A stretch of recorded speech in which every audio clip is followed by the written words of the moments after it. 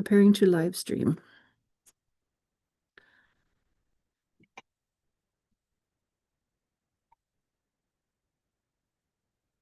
Thank you. All right, so now it's on YouTube. So all I have to do when we go live is press the go button, right? No, Yes. just press the arrow button. Yeah, the one that just says go live, and then make sure that the YouTube is muted. YouTube is muted. If it's not, it'll feedback into the. Gotcha. So it's muted. Gotcha. Yeah. So there's a screen that has the Zoom meeting. When go live, I just press the arrow button and it'll start recording, right? Yes. Okay, so I'm going to leave that there. Bear with me.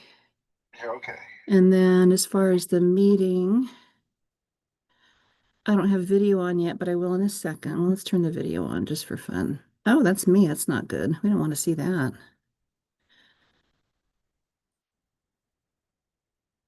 And how do I, video settings, how do I change it? Oh, to the outside camera. It's recording me. It's staring at me through the computer. Yeah, that's okay. So how do I send the It needs to go to the camera on the to the camera TV. The camera on the TV. How do I do that? So you're gonna look at the bottom. It should be on your left side. There should be a microphone and a camera. Okay. That's it. Gotcha. Oh, video. Okay, I need to play with it there, right? Click on the up arrow, and it should say Video settings. not quite. It should have an external one. Look at. It says OVA.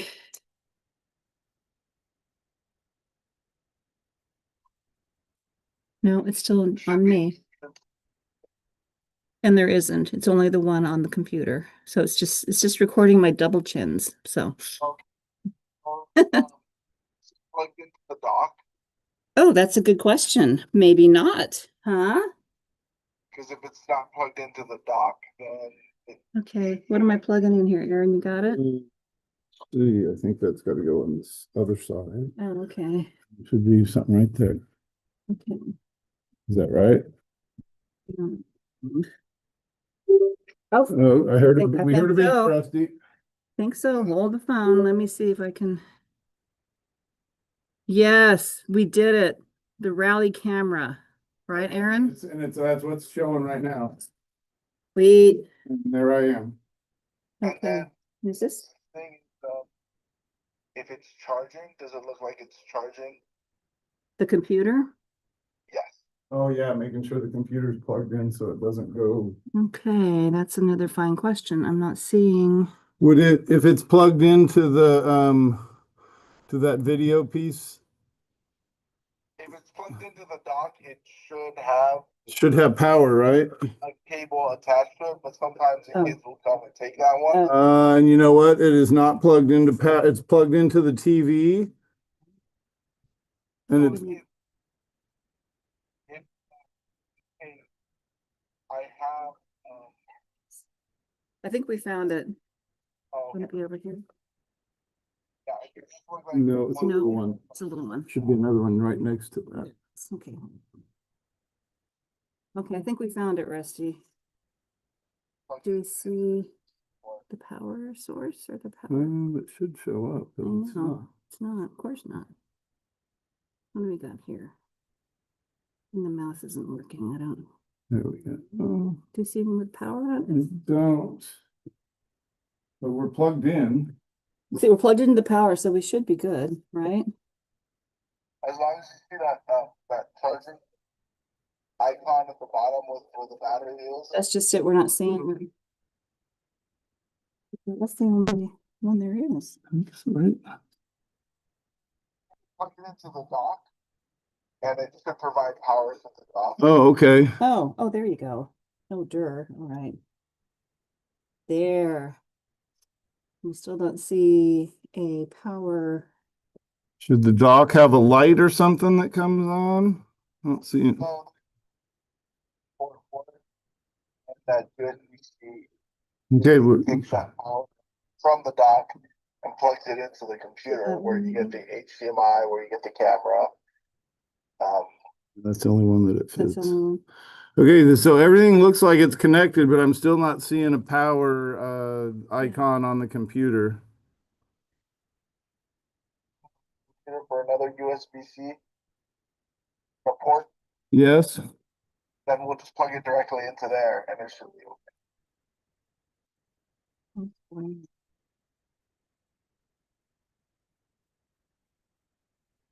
So you just plugged. Okay, so I just switched the cable to the other one. If you hit that, we should have camera on. Yep, we're Yes. still good. We're still good. Oh, wait a minute. But I'm still not seeing a I think the video, I think we, yeah, that's it. Yeah. So we're good there. I've got the power plugged into the transfer piece. I can't remember what you called it. You want me to plug it directly into the computer? Yeah, see if it'll go directly into the computer. so that's, When we did that last time, it didn't show up with a power icon. There's a power brick on it above it. Does it have like a white light on it? It does? yeah.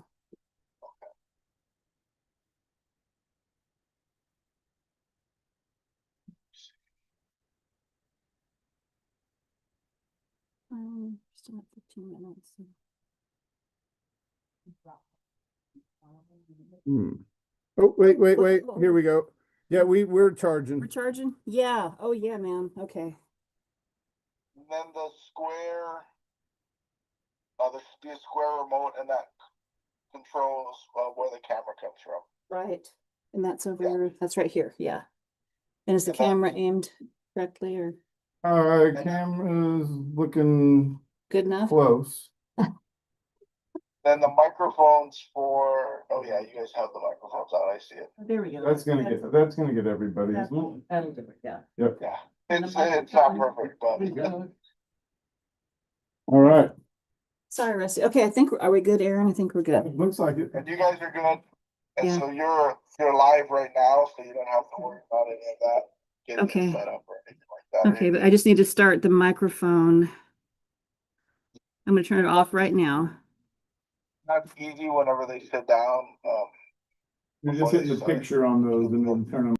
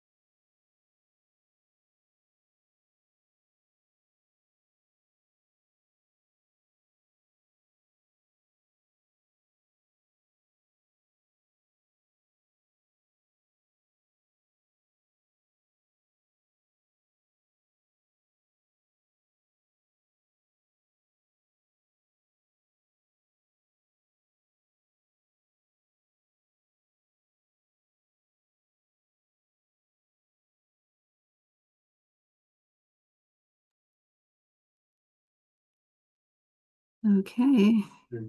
Are we ready? Are we doing it? Okay. All righty. Board meeting.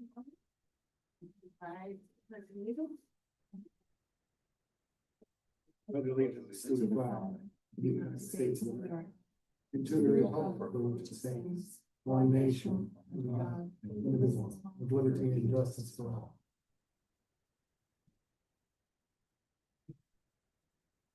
Welcome all staff and visitors virtually.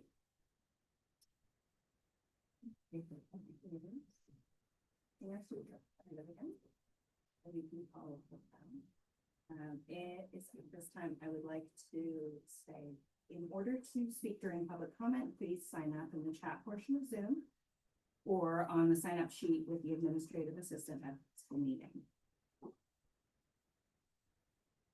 Do we have anyone signed up in the room? No.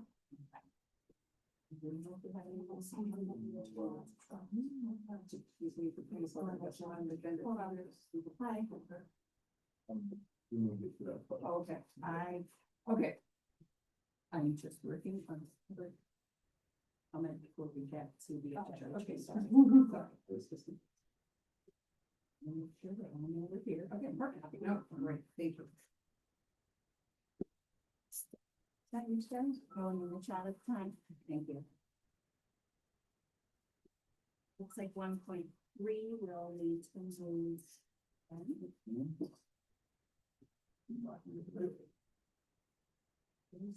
Not here tonight.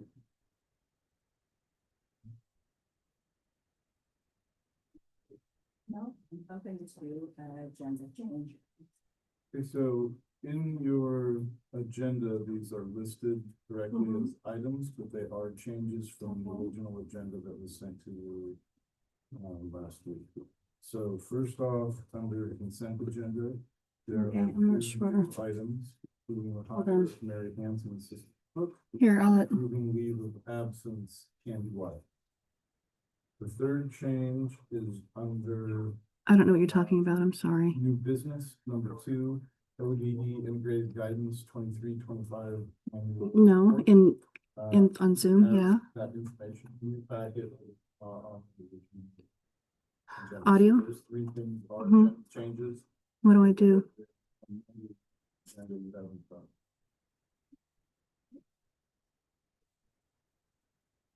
Mm-hmm.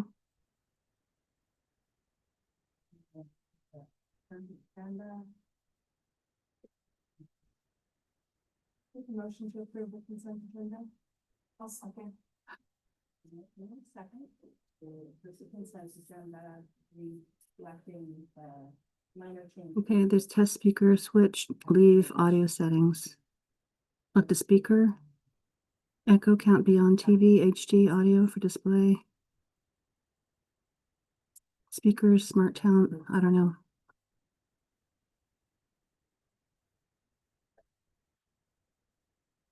And I have no idea what that is. Logic Rally Audio. Is that working?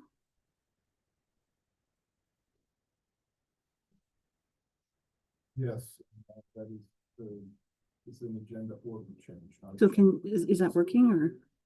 She's coaching, so in between games. Rusty? She's going to show up. They are talking. Spotlight, she arrives, goes back, coach. Yeah, so she is really commanding presence tonight, and she shows up and you're gonna listen.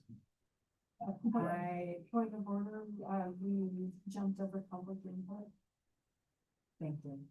So reflecting again that there's none signed up in person. Says, select a microphone, echo canceling speaker.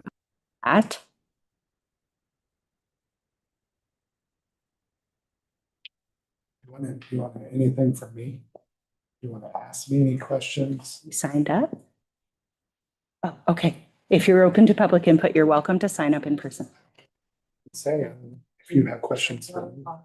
Mm.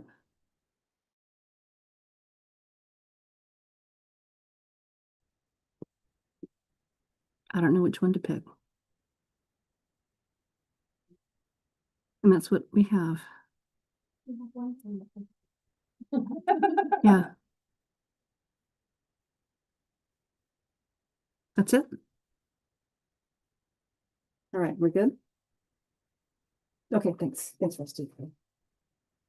We'll probably get answers at the January 6th session, but just how does it work best for you, for us as a school board and a school district to communicate with you, to give you feedback that helps you make decisions that you would like you to face for as well? Emailing. Pause for a moment and please introduce yourself as well. David Blackstone, State Senator, District 1. Live in Fort Worth.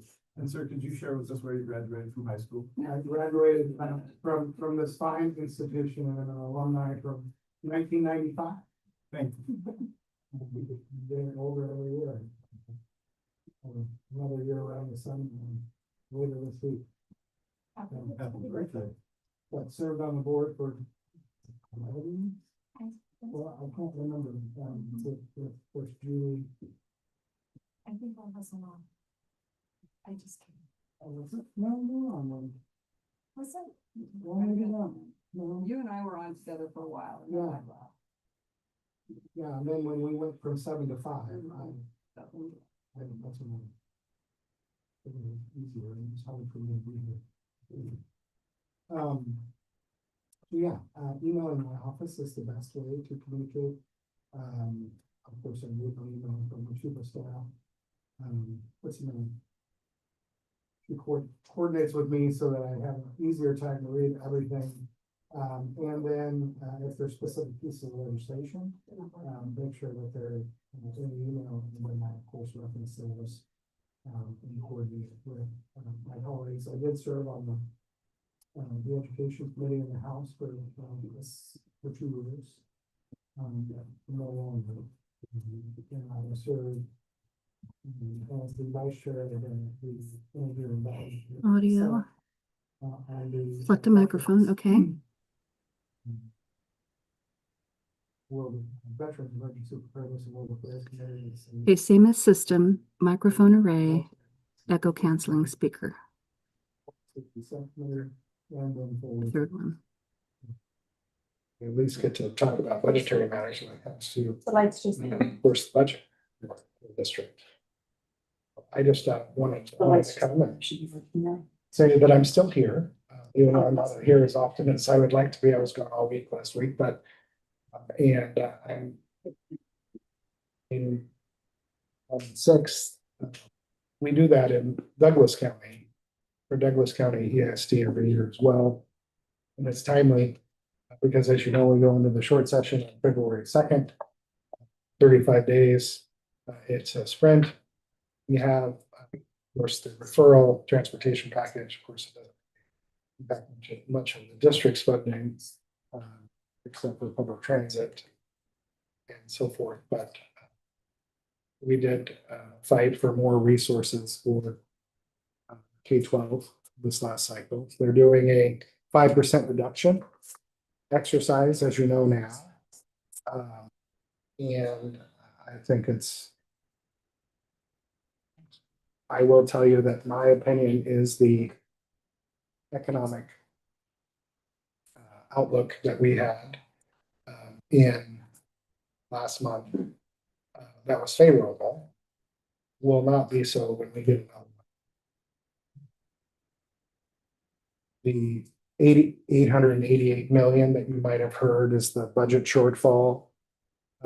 That the HR1. So of course, Oregon is connected to the federal tax system. They have the opportunity, state has the opportunity to disconnect from certain tax codes. It complicates things for, of course, Oregonians and especially your accountants when that occurs. There are things in that HR1 that do stimulate business, in my opinion, as well as not taxing up to $20,000 on tips, overtime, on the interest on your car loan, for example. There is concern, and we thought that we had the bill killed. Senate Bill 916, which I'm sure you're aware of. that allows public employees to collect unemployment when they go on strike. It did start off at 26 weeks. I think we ultimately ended at 12. And, but it's very concerning. Because, of course, the district doesn't pay into the unemployment fund, but it's hard for you to budget for something that you're unaware of. And if that were to occur, you would have to pay the fund back. There are many things that we would like to roll back in the upcoming session. I think the sprint is going to be, how are we going to solve transportation? And just budget fixes in general, based on the revenue forecast that we'll see in June. When in January does that forecast come out? Is it Not early on? Or probably the week of the 12th. Probably after that January 6th session. Yeah, it will Oh, be, yeah, for it will sure. go in for legislative days on the 13th, if I remember correctly, that week. Hmm. And then we have to have, we're allowed 2 bills. I'm a prolific bill writer for many reasons, but we're only allowed 2 bills in the short session. And we have to have those taken care of by that Friday, the 16th. My 2 pieces of legislation are a salmon credits bill that I've had to narrow as a pilot for Coos County that will allow mitigation credits by developers to basically be purchased so that then we can invest those dollars into a fund in state treasury or dividends that then will then pay in perpetuity landowners that have marginal farmland that are willing to put it in a salmon credit easement. And then they would get that in that dividend, if you will, every year. And then the other half of the dollars then go to the investments and the uplift for that salmon habitat. The other bill is what I wasn't able to get finished with the Measure 114 repeal and reform. And that is the treatment dollars that are used from cannabis tax dollars are being misused essentially. There's an article in the Oregonian a few months ago where Multnomah County treatment centers in Multnomah County that got these dollars spent $3.2 million treating one person. It's just ridiculous. The treatment dollars go to, well, they did go to the Oregon Accountability Commission. That was frankly a joke. And now it's in the abyss of the OHA. And so the dollars need to go through, I'm creating a subcommission within the Criminal Justice Commission called the Behavioral Health and Function Commission that is going to be made up of criminal justice commissioners. Unfortunately, I have to do this because the virtue signaling that we have during the legislative process is these individuals aren't criminals that need seeking treatment, which I fully agree with. So therefore, we can't allow the Criminal Justice Commission to be the pass-through agency because it just looks like that. So I'm going to create the Behavioral Health and Reflection Commission within the Criminal Justice Commission. If I could have you pause for just a moment, because I do wish to fully hear you out, and we're well past our 3 minutes. I wonder if, because this was an unanticipated report, would the board make a motion to receive a further report, and then we'll be outside of our public input. I'll make a motion to be able to receive the report. Thank you. Given. I'll second. Okay, any discussion or just past what we anticipated? All right, all in favor? Okay, thank you. Please proceed. I'm almost done. I'm happy to hear what you have to say. I just wish to make sure that all public input is honored equitably. No, I get it. So the net right now they go to the OHA and they are being distributed. Bay Area First Step is actually out of Coos County is a fantastic program where they actually, and I have a dear friend of mine who had went through the program and she was now employed, and that peer-to-peer support is just a wonderful way to move these people into treatment, and then, you know, many of them get a job, and that's what we want to see. So the dollars are going to go pass through the behavioral health and deflection commission, and then come back to the counties where 15% can be used for administrative and deflective services. And the county commissioners would then create the MOUs and contracts with the service providers so they can be held accountable. And you can have measured deliverables. And frankly, all of you in this room and the citizens of the county can then go to the elected county commissioners and hold them accountable for everything rather than coming to us. That's my selling point to my colleagues in the building. So that, but really, it's the best possible thing as a former county commissioner to be able to have those boots on the ground. No one understands the systems within their county better. And if they want to contract with the Oregon Health Authority, like for example, Curry County doesn't have a public health department, that's okay, but that's what we're going to try to do. So, yeah, that's all I really have. I really appreciate all of you for your service and everything you're doing for 2CJ. We've seen some investments in our small community in Port Orford with new cranes that are fantastic, and I'm hopeful that that will bring more kids to our schools. It's been a project long in the works. I got the 1.6 million back in 17 and then carried it over every 2 years and then helped get the few million through the Connect Oregon project or program. And we were able to, of course, cut those ribbons on the 30th, I think, of last month. But the whole vision there was getting those 2 50-ton cranes will allow our fishermen to then create more economic development on the South Coast by building new boats in Charleston at Giddings Boat Works or Tar Heel Aluminum. And then also have the ability for other boats to make the Port of Port Orford as their harbor, so to speak, and then their kids and families live in our communities and go to our schools. We get the 80 for people. So We'll take that. So I have a couple of questions for you. First one, you mentioned that the January forecast is not looking good after we had a negative and a positive and going. my opinion. Okay. In your opinion, do you anticipate agencies being asked to go over that 5%? No. Okay. And then the second piece is not really a question, but I really hope that you all look at the rainy day fund and looking to see how that can offset issues for us, because as you mentioned, enrollment is huge for us. It's even bigger in a small district because fewer kids mean they're a bigger percentage. We lose one kid and it's a big percentage. Portland loses one kid and they have no idea they've lost a kid. Right. So I just hope that everybody is thinking about that and thinking about the difference between the larger districts and the smaller districts and those impacts for us. We have budget cuts where we have to lose a person. We're talking programs. And again, larger districts, they can absorb that. They've got 10 people that do what each one of us does. So I just hope that that's a consideration when it's time to offset some of those losses. Hopefully we're able to.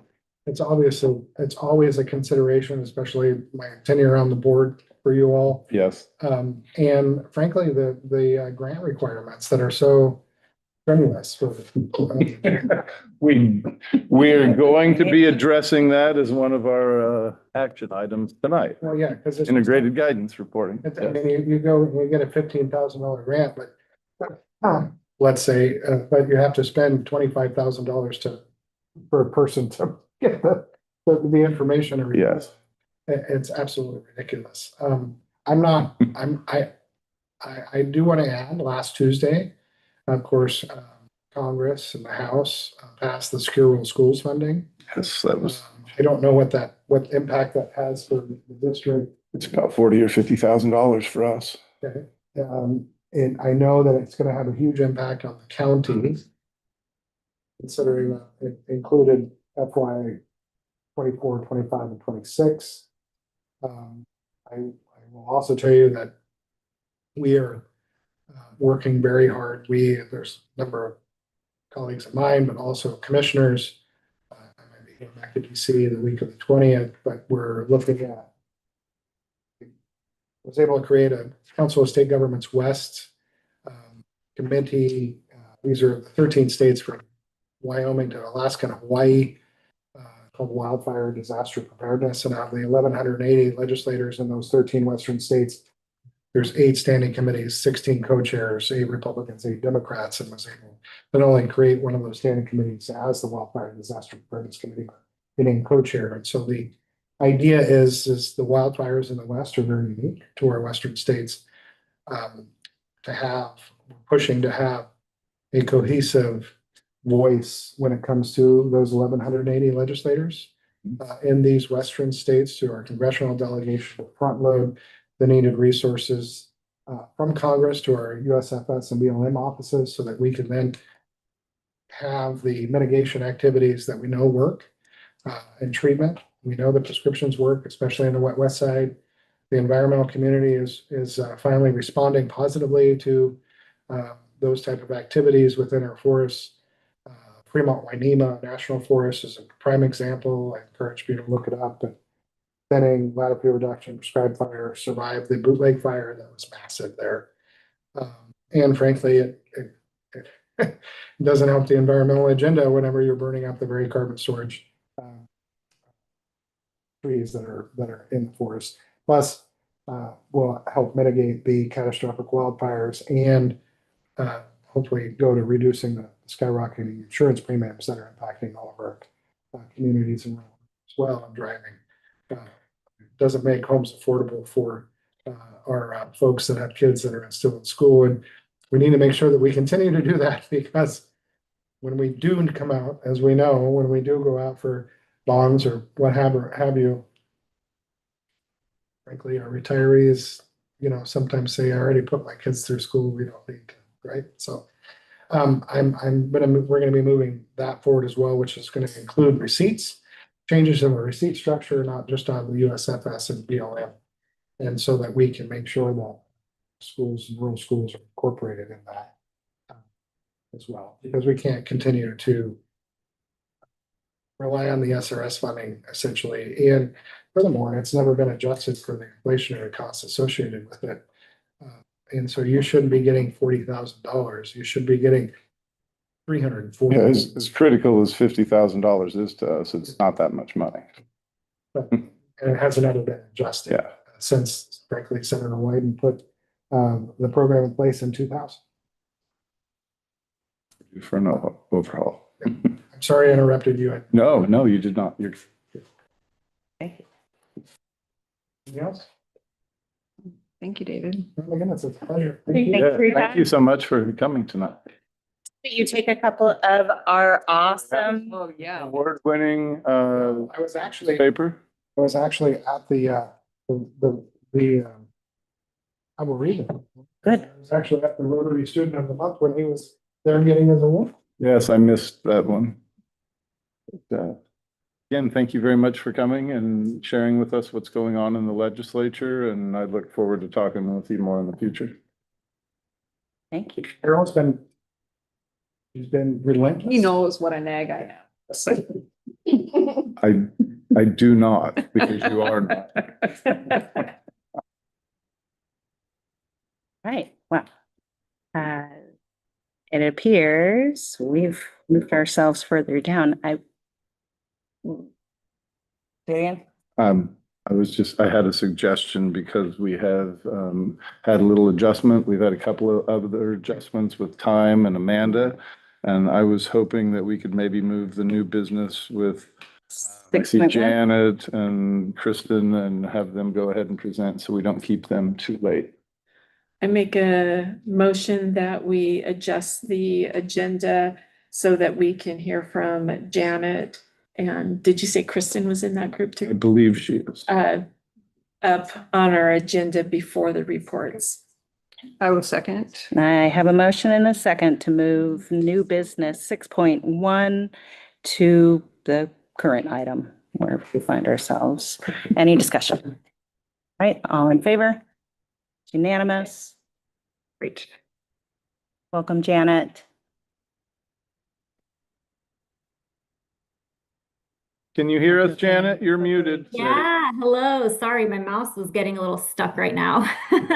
Thank you so much. It is just going to be me.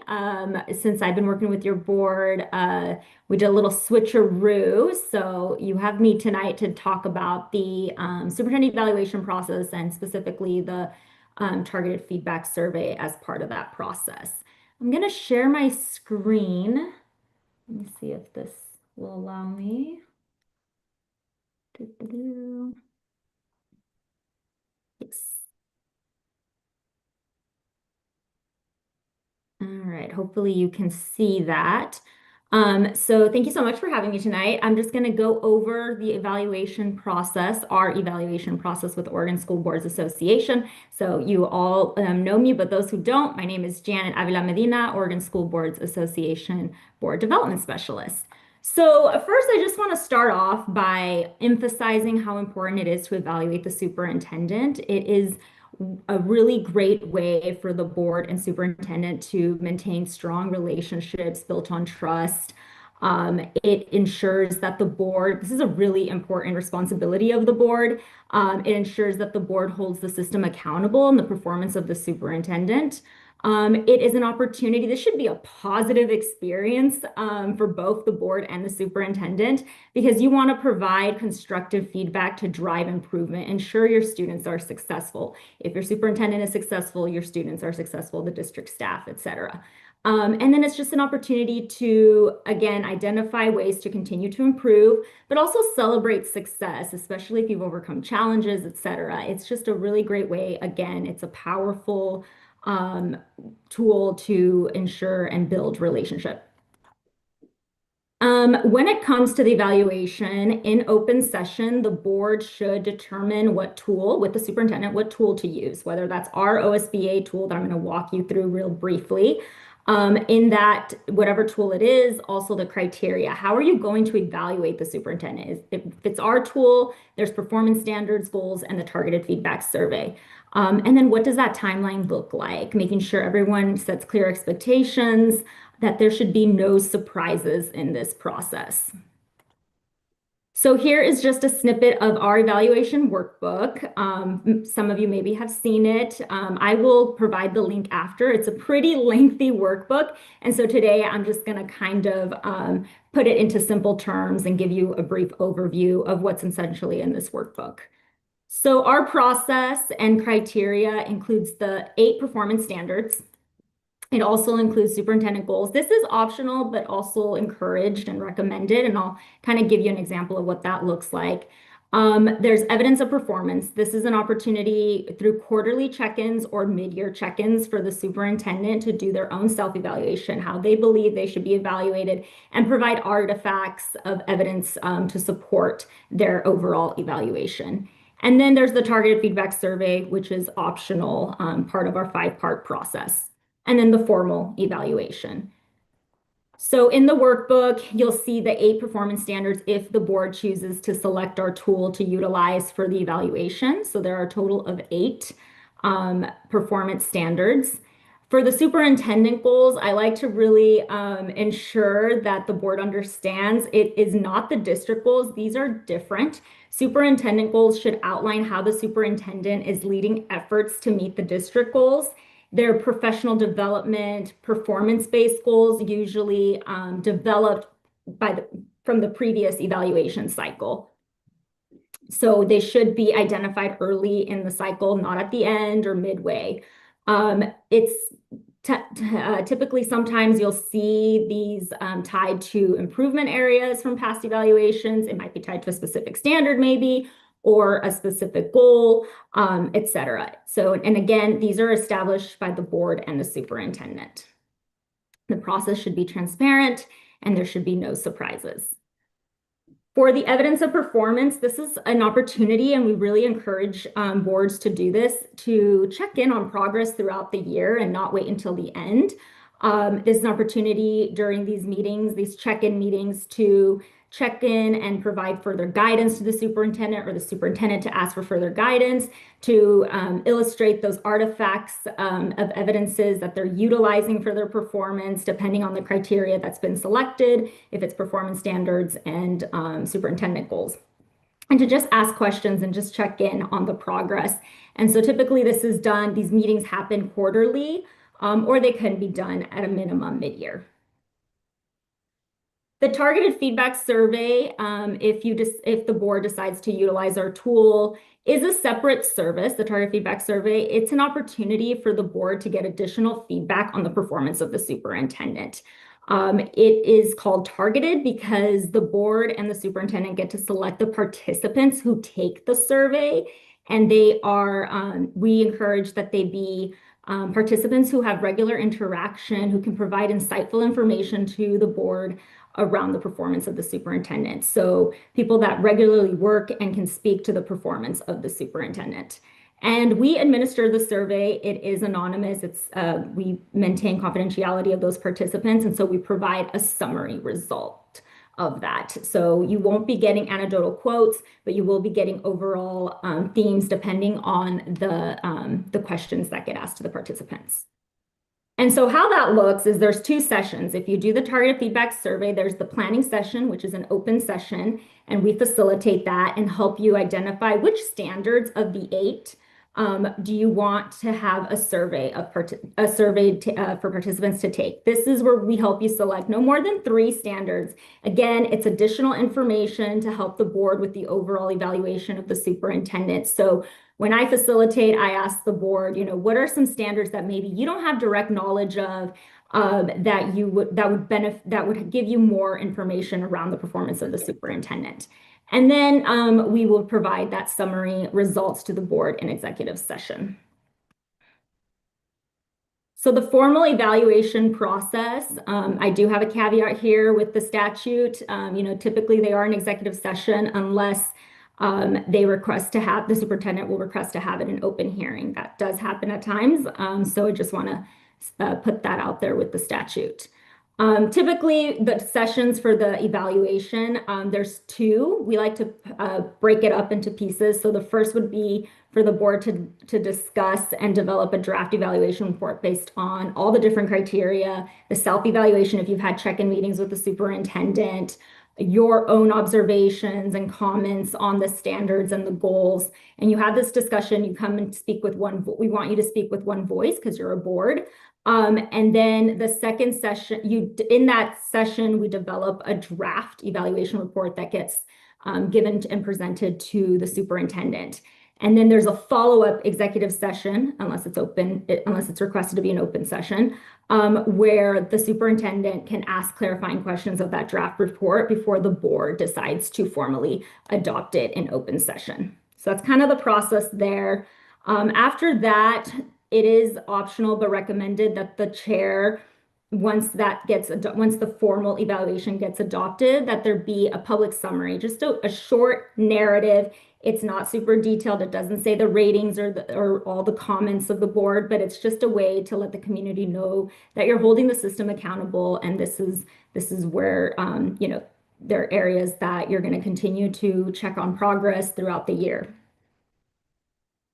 And so that's basically it. I know that's a lot of information, but the biggest thing too with the evaluation cycle and some key takeaways is that it's a collaborative process. And you should start it early, especially if you're going to utilize our tool and utilize the targeted feedback survey as part of the process. This is just a timeline of if you use our tool to kind of, space it out for your timeline when you're discussing that early on. You should adopt that tool and criteria and timeline right after the evaluation cycle ends, which is around March and June, because we follow a March 15th deadline. October through January is when you schedule those check-in meetings, or you can just have a mid-year review check-in meeting in January. Then the TFS should happen between October through March, and the evaluation sessions, the formal evaluation discussions where the board are drafting the formal evaluation report, and the evaluation should be completed by March. This is our timeline, but we also do recommend that you look at your policy and the superintendent's contract when you are developing the timeline, just to make sure you are following the right deadlines that are stated in the policy and the contract. So that's our process. Any questions? I know I went that pretty quickly. I can share our workbook that you can go through and essentially kind of goes more in depth to what I just spoke on. Any questions about the process? This is Carol. I have a question, Janet. We've used those performance standards from your workbook in the past. We've done that for a couple of years.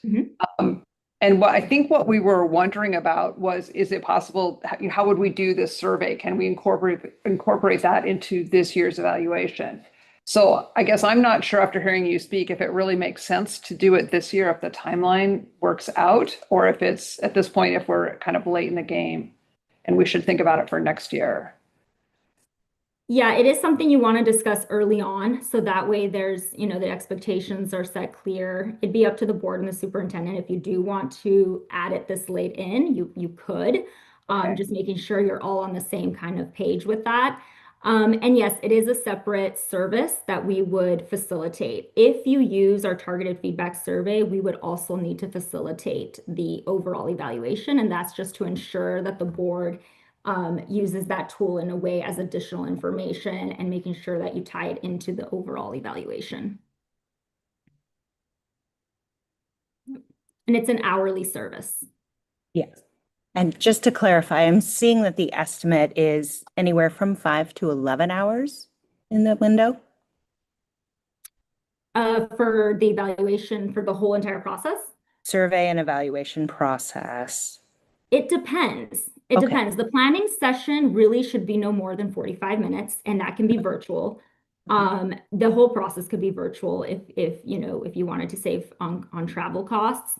The discussion, the two evaluation, like actual and executive session, the discussion that where the board is coming to one voice to rate the superintendent and do the evaluation report, that really depends on the hours. It can be anywhere from 1 to, again, it really depends on the discussion. But we try to make sure we facilitate that to stay, you have to stay on topic, and we can help with that. So I can't really say how many hours, but you could try and aim for a target. That piece is really compiling the information from the survey of staff, as well as the input from the board on those 8 evaluative sections. Correct. Yep. Thank you. Yep. And I recommend, some boards have done where the board can do their individual evaluations. I think it's important to just have that discussion during the executive session once they've already seen your artifacts, gotten the TFS results, so then they can really have a, really evaluate on taking into consideration all those different parts. Thank you. Absolutely. That's what I'm here for. Great questions. What is the hourly rate, Janet? Yeah, so the hourly is right now $200 an hour. Again, you can do a lot of this virtually. If you do travel time, it's $100 an hour. The survey does utilize clerical time, so there's another for the survey when we're administering that. And then travel time is that, or travel costs are at the IRS rate for mileage and meals. Yeah. Thank you. Yeah. And I can certainly, and I've done this with other boards, is put together like a scope of work of kind of estimating based on, what the board decides, to give more of an estimate on what this could potentially cost.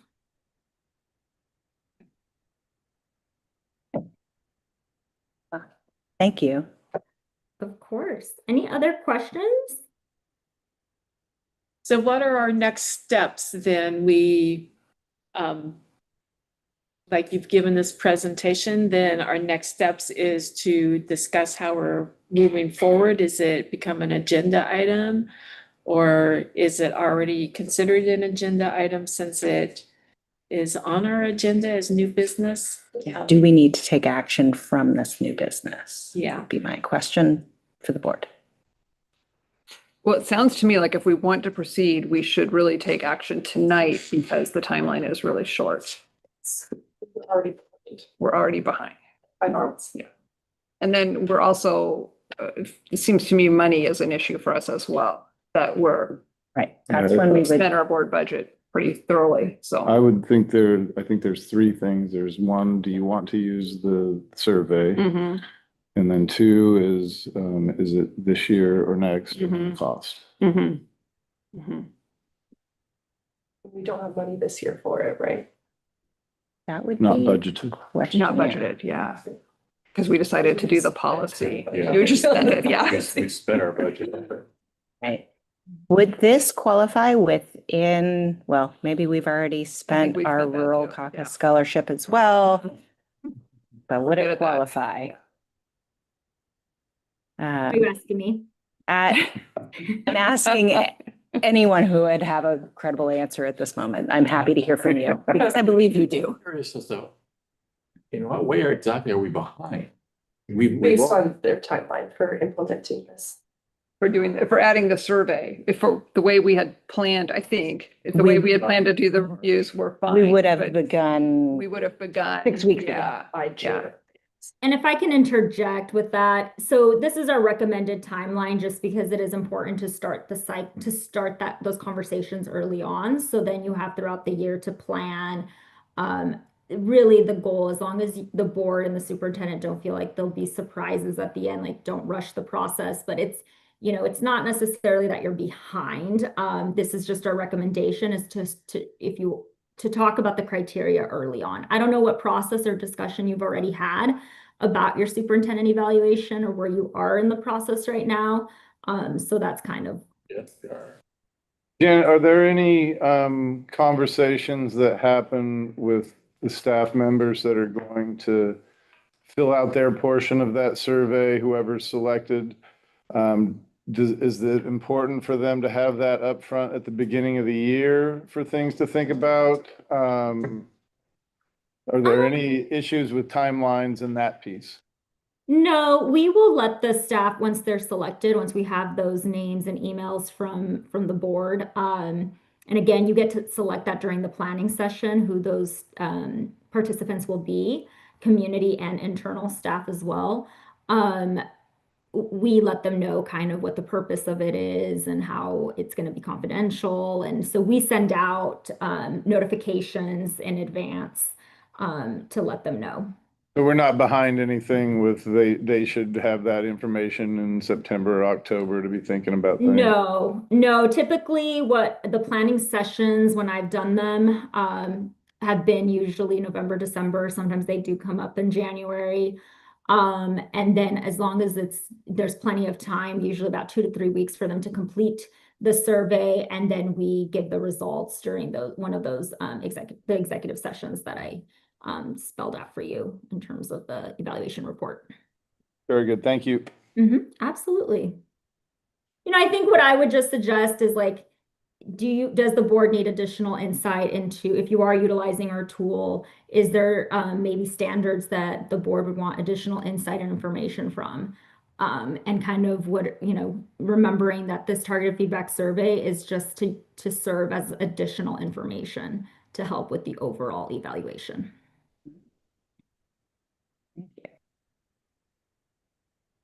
Yeah, I guess it seems to me like it should be a pretty smooth, efficient process. We're not proposing adopting anybody else's tool. We're going to use the OSBA's tool, as we've done in the past. Okay. We know what the criteria are. We've got copies of the handbook. We don't have to choose 3 areas for the staff to be surveyed on. We don't have to choose any, or we could choose one. So I don't know if that requires a whole lot of Foresight, yeah. We've already been discussing, Mr. Miller's goals. We were happy with it. Didn't propose that we should change any of those. Okay, the one we talked about changing was one of our goals. Mhm. Okay, which is outside of the evaluation we would be giving for Aaron this year. So I guess I don't understand why this needs to be bogged down or how we would be considered behind. Just use the same tool. Well, I think the way that I remembered this coming up was after we did the review last year, we said as a team, we're missing some information that would be helpful to us. We would like to include a broader range than just us and see if we could do a staff survey. And so it was information that you felt the staff would have more. Right, some perspective that we don't have, that would just be helpful to us. Yeah, that's where this. And that's where this came from. So this would be just adding that in. And I think that, at least for me, I think it sounds like a great process. My question is just, A, do we have the money to spend on putting this additional piece in? Because it's another significant chunk of cash this year that we did not budget for. And then B, timeline, it sounds like we could make it work, but it's going to be yet a couple additional meetings, in January, probably. Beyond our over work Christmas. session. Yeah. Yeah. So I'm not sure if the value provided to us this year is worth that overextending our budget. Or if that's something that now that we know about it, it makes more sense to put in for next year. That's kind of what I'm personally weighing. I agree, because I like just having a little more time to prepare and plan for it and not being in a rush, which is what it feels like we would be this year. Mhm. And also the funds. Mhm. Yeah. That part really worries me. Yeah, I don't feel Right. like that's the right, yeah. I would feel more comfortable expending funds if we had more of a limit or a range, like a price tag, rather than it may take this many hours at this cost. If we could find a way to corral that a little bit more and know what we're getting into. But I would find value from the survey. I think that that's an important aspect in our district. But money is either there or not. So I kind of lost track of this conversation, and so I just want to summarize. So anyway, so are we now discussing whether we're going to have the OSBA facilitate the survey, or are we discussing that we're even going to have a survey of staff? I think that is, it's been suggested that the budgetary consideration would say we put the survey off for another year. Okay. And my three questions, it sounds to me like you've answered the first one. Yes, you want to follow through with that targeted survey. And I don't have a vote and my opinion doesn't matter in this, but I think that's a good idea to get input from staff. Second thing is it this year or next year? And that sounds to me like the conversation that you're having now to determine whether to move forward. And the financial piece was the third piece, and that obviously has an impact on question number 2. Mhm. But I think from what I hear, you're sounding like you're in agreement on the targeted survey, but just hashing out on whether you want to do it this year or next. Yeah. That's what I hear. Well, we spent a lot of money taking care of all of our outdated policies and whatnot. I would say we put the survey off till next year. Well, I would say that if we're making financial decisions, we would consult with our financial expert to tell us whether or not we qualify for that. Well, when a financial expert tells us we've blown our budget for the year, I think that about covers it. Is this what we're hearing?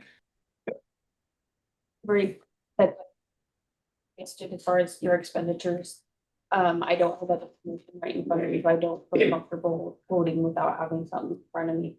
But I know you guys are pretty close to what you guys had asked for this year, so. If not by the end of the year, possibly going. Okay. Yeah, it was my understanding that the policy revamp kind of wiped us out. Yeah. Yeah, plus some, right? We could definitely work it in for next year's. That's good to hear. That's right. Well, I'm just one voice of the board, and so I agree with the board that we do need to do a targeted survey, whether it's this year or next year. I just know that we had concerns from staff expressed to us earlier this year. And so I think that we need to, just in our discussion, acknowledge that there were staff concerns about not having a staff survey. I don't want our staff to feel like we have forgotten their concerns about the superintendent evaluation that occurred last year. And last year, the staff survey wasn't done because it was the first year the superintendent was in the district, and through the protocol and all of the advice of the OSBA, districts don't include a staff survey in the first year of evaluation. And so I understand we don't have money for it and stuff, but I do just want to make that note that it was a concern of staff of not having a staff survey last year. Thank you.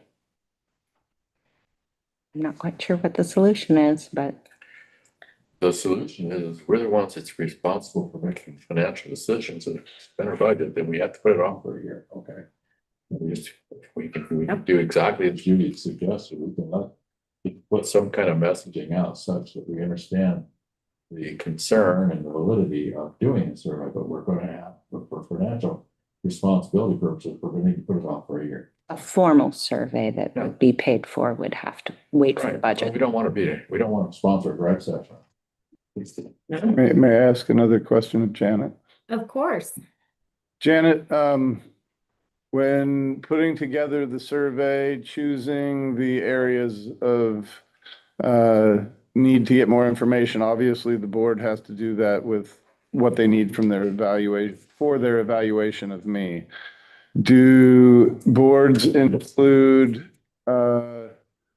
classified and licensed people in helping make those decisions on what is going to be on the survey and what value it could provide the board? So only the board and the superintendent will select which standards, and usually we say no more than 3.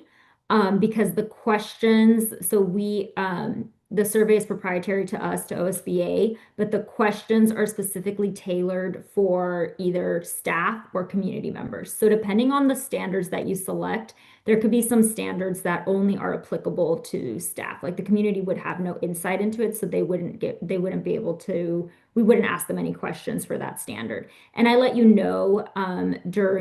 we will let you know during that planning session, like based on which standards you select, and let you know, hey, this is a standard that only pertains to staff, or this is a standard where it only pertains to community. And then there are some where it's valuable to get information from both the community and staff. Thank you. Good question. I was wondering if there might not be an intermediate step that we can use to meet some of the concerns, which would be to ask the staff to suggest do a small survey ourselves of which areas of which of the standards they would like to see a survey done on. They don't dictate it. We would simply be collecting information about which standards do they feel might be of greatest concern to them. And from that, we choose to decide, which standard we might include as part of that survey. But this would give us a chance to let the faculty know, let the staff know, the community know, that we've heard the concern and want to, and are planning to follow through. And by the way, you can give us a little feedback about which areas you think you'd like to that perhaps we would consider. Being clear that we would be making a choice, but we might not choice be informed by the result of the survey that we've done.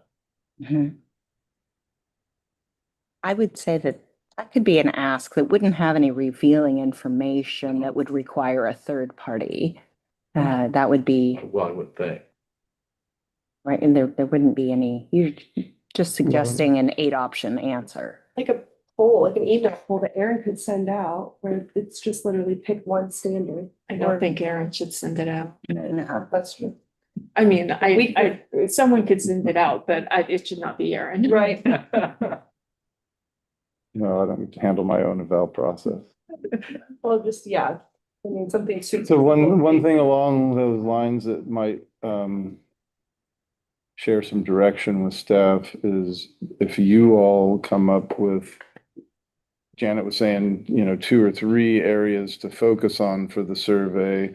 If you looked at it and you came up with 2 or 3 areas, then you can say, these are the areas, what are things that we could gather input within those areas that's going to be important for us and for them to be able to share. But if you had 4 or 5 areas that you had of concern, maybe that takes away the 3 or 4 that you don't necessarily feel you need input from staff, them something different to choose from. I'm not sure how that works in other districts and prepping that work. And that's probably something that you're usually used to having in your pocket as part of the process. Is that right, Janet? Yeah, so we've never done it, where the board asks for the community to kind of select what standards. It is just the board and the superintendent. Also, since it is a targeted feedback survey, depending on the size of the district, we will let you know too. Like, you want a manageable size of who's going to take it. So not everybody would be taking this survey. It's a targeted group of, so again, we encourage it be staff that and community members who have worked closely with the superintendent, can really speak to the performance and to the standards that get selected. I guess I would want to be, just reiterate, I'm not suggesting we would ask them to say which standard we would survey. I'm suggesting that we would present a brief description of the standards and ask them, of these, which do you think would be most important to survey? And then consider that. And then we make a choice from that we let that inform our choice at some point. Gotcha. And so with us, it would be 3 standards that get selected. And then the questions, again, there's a set of questions for each standard that would be a part of the survey. So depending on the standards, and we would let you know how many questions total, and we don't want it to be too extensive, but we would let you know during that planning session, depending on where the board is landing, how many questions are going to go to the community and how many questions will be going to staff. Because they are tailored specifically to align with the standards and the descriptors in our performance for the 8 performance standards.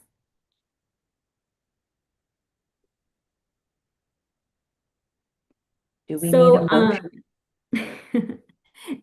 Sorry, what? I'm happy to hear what you have to say. Oh, no, that's all. I just wanted to iterate about our kind of process. Not to say that, I mean, if you use ours, that's kind of how the process would look. I'm happy to provide more information. We do have an overview of the TFS. Also keep in mind, if you use our TFS, we have to also facilitate the overall superintendent evaluation. So not just providing you a summary results of the TFS, but also facilitating the whole process, the evaluation. So what I can do is I'm happy to put together and I've done this with other districts. It sounds like maybe the board needs a little bit more additional information and kind of the cost and to determine whether or not to proceed forward. I'm happy to put together what we call a scope of work of what that's going to entail. Yes, thank you. And I think, Janet, if there are decisions that we as a board can make that, either make that cost go up or go down, it would be helpful for us to understand those. Absolutely. And same with like the rural scholarship. I know that got mentioned. We can also see, how that could be utilized or not if the board wants to utilize those funds for that. Yeah. If we still have them. Yeah, might have spent those too. I believe you got them just awarded. So, but I'll look into that. We may have earmarked them. So you can definitely include that as part of the conversation. Yeah. But yes, you are if you are following a March 15th deadline, you would have to maybe schedule a special meeting to discuss whether or not you want this to be a part of the process in open session. Or the service, right? The board has to agree whether or not to proceed with the targeted feedback survey. So I will put that together and I'm happy to send that. Thank you. Absolutely. Thank you all. Well, I'm gonna head out, but thank you so much. And if you have any further questions, please feel free to reach out. Thank you, Janet. Thank Good you. night. Of course. Have a great rest of your evening. You too. Okay. Do we require a motion for this? It's on the agenda. Okay. I'm open to a motion then on how the board would wish to proceed. So right now, my understanding is that our options would be to either make a motion to move forward with having the school board do the survey program for us, to make a motion, no, we're not moving forward with the OSBA support in doing this motion at this time, or we're making a motion that we're waiting for gathering of the information that Janet would put together of what the cost might be.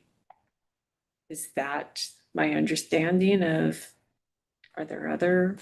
Or make a motion to accept and use the OSBA survey process as we have before. But that we're not going to use a targeted survey this year. We're going to plan to do one next year. And part of that planning would be asking for feedback from the staff, the community, about which of the 8 would be they think we should have The standard. have input into. I would like to wait to see the scope of work before we decided anything about asking the staff for any advice ahead of time. I would just like to see what it really entails, because I think that's what our I scope don't think of that work. would, how's that going to affect anything though? Because I just kind of want to see what the survey is going to look like and what, Yeah. some of the questions are. I feel like that's gonna kind of give us more insight into what the survey does before we make any other decisions about any prep work to do. well, certainly for next year, I would agree with you. Before we decide we're just going to use 1, 2, or 3, instead of we would want to know what the scope of work would be, what it's going to cost us. I think she'll put that together pretty quickly. I mean, I feel like she's usually pretty on top of it. I guess what I'm asking is we wouldn't be using that step this year anyway, based on what I had suggested. Agreed. And so it wouldn't be an issue to worry about now. It would be next year when we are making the decision to go ahead with the survey. In terms of, anyway, that's what I was thinking. Yeah, I just think before we were emailing them, I would like to see the whole scope of work and just kind of get a better understanding of what the survey is looking like and entails. Right, I think that, well, it's important that we include feedback from staff. We don't want to start out before we're ready and create a wrong impression or ask them things that we're not going to be able to actually ask them or, yeah. So I would agree just to proceed cautiously, but not because we don't want to do it, just we don't have all the information. Absolutely. We need to understand the commitment financially before we're able to agree. Right, and that's I would personally very much like to use this survey. I think it sounds good and go with OSBA, but I'm not comfortable spending money that we don't have budgeted. I just don't think that seems like. I guess I don't understand. I don't understand what money we're spending for not to do a survey. And right, we're not, exactly. Right, so if we're I'm not, not sure what the costing is, then we're worrying about the cost. If we're not going to spend any of that money this year, it would be next year. right, then there All we'd isn't. be asking for this in the immediate timeframe would be some kind of feedback from staff based on these standards we have that we will be evaluating. Which 2 or 3 do you feel are the most important? Okay. And I'm hearing the options sound like yes, could move and improve. No, we would decide not to. Yes, we'd like to hear more before we make a choice, or let's move forward and do the poll on standards. Am I hearing 4 distinctly different options? Am I making it Probably muddy? there's 4 people here, yes. Yeah, well, I thought we were just discussing making a motion and it seemed like everybody was just kind of looking around and so was like. That's the what I'm options hearing I could from think you. of. Well, Yeah. and I guess I'm stuck because I don't see that we need a motion if we're just getting more information and we're not, I mean, we already have our plans for how to do the survey. We did that last July, or not the survey, excuse me, the evaluation. We said these are the performance standards we're using. Yeah. So that's in place. Yeah. If we're not going to do a survey this year, we're going to continue as planned, but continue to gain more information. I feel like maybe we don't really need a motion at this point in time because we're not taking action. That was my I- understanding. We would make a motion after we have the scope of work and next year when we decide to move forward with Mhm. the program, then we would make. I think it would be very helpful as we're budgeting, which is coming up soon, to understand that scope of work so we have an idea of how much to put in. Yeah. So I'm hearing from the board that we're comfortable moving forward without a motion, understanding that the scope of, say it again, scope of work is to be provided. I'm hearing that the board is comfortable moving forward without motion. I guess the only thing is we do have on our little board calendar, we said that we're doing a survey and when it comes out. So maybe we do need to say that if we are comfortable not doing a staff survey this year, that probably is something that's. Well, or the survey that we did is the one that I suggested was, whole. Oh, I see what you're saying. The whole Right. that we would put out, I see. okay, of these 8 regions, which 3 do you think are the most important for us to get feedback on? You know, that would be. That might be a good question to ask to be sure that what is returned from the targeted feedback survey is the most abundant information, rather than deciding what those standards would be that we would ask for. We'd be asking, what standards would you have the most to say about?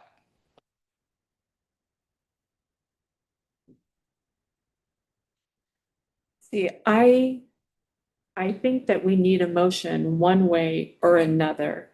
And I feel like, I think that the reason I'm thinking that is because there have been times in the history of the school board where discussions have been held about things and it wasn't like documented.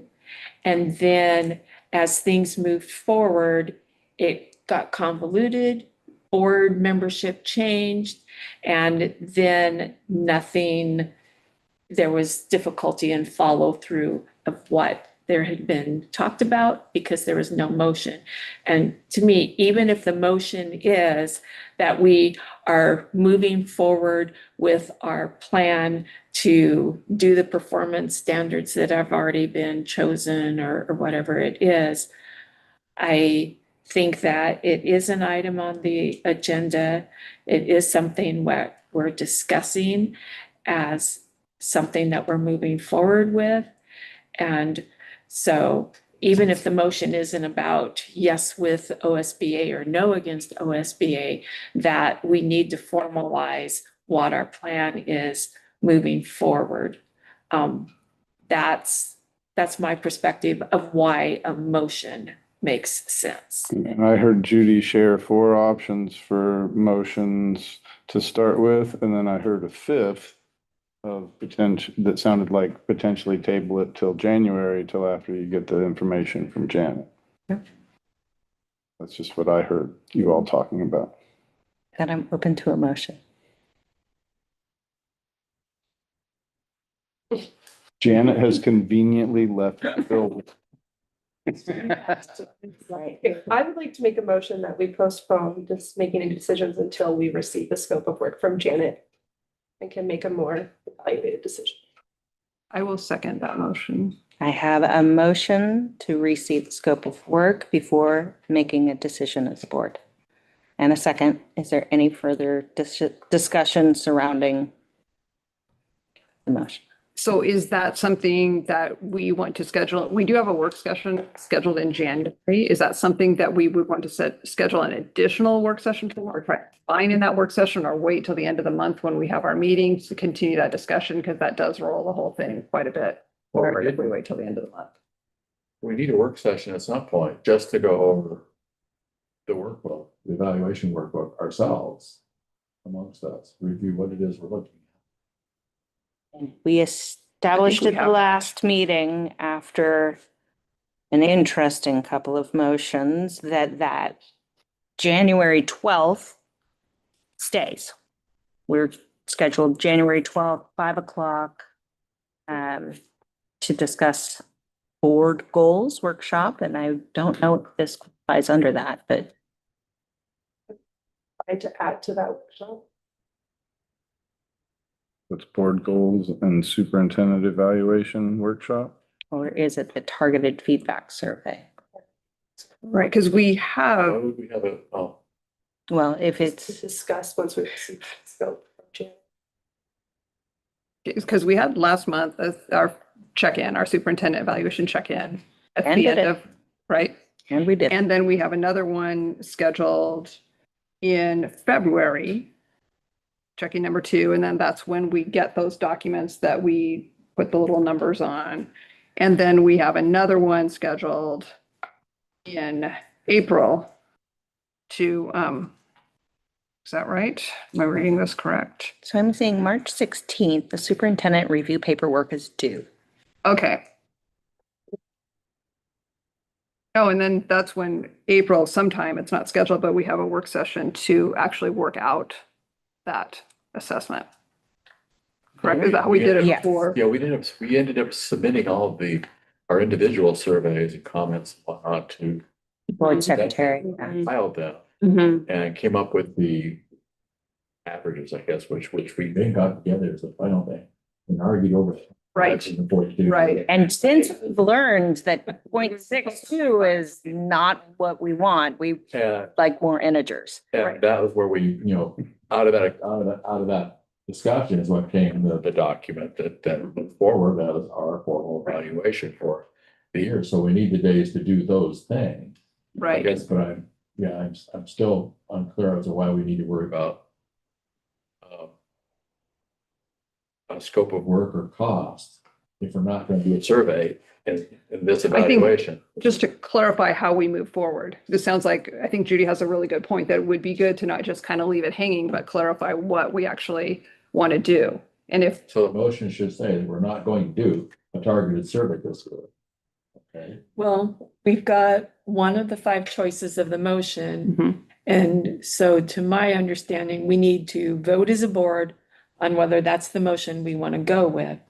And if it's not, then the appropriate number of people, 3, the majority, need to vote no on that motion in order to have another motion. Be made available. of what you're proposing, Well. that's a separate motion. And so this motion's on the table and we're kind of in the situation like we were in our last match. Where, bad trend. We need to vote as a board on the motion that's on the table.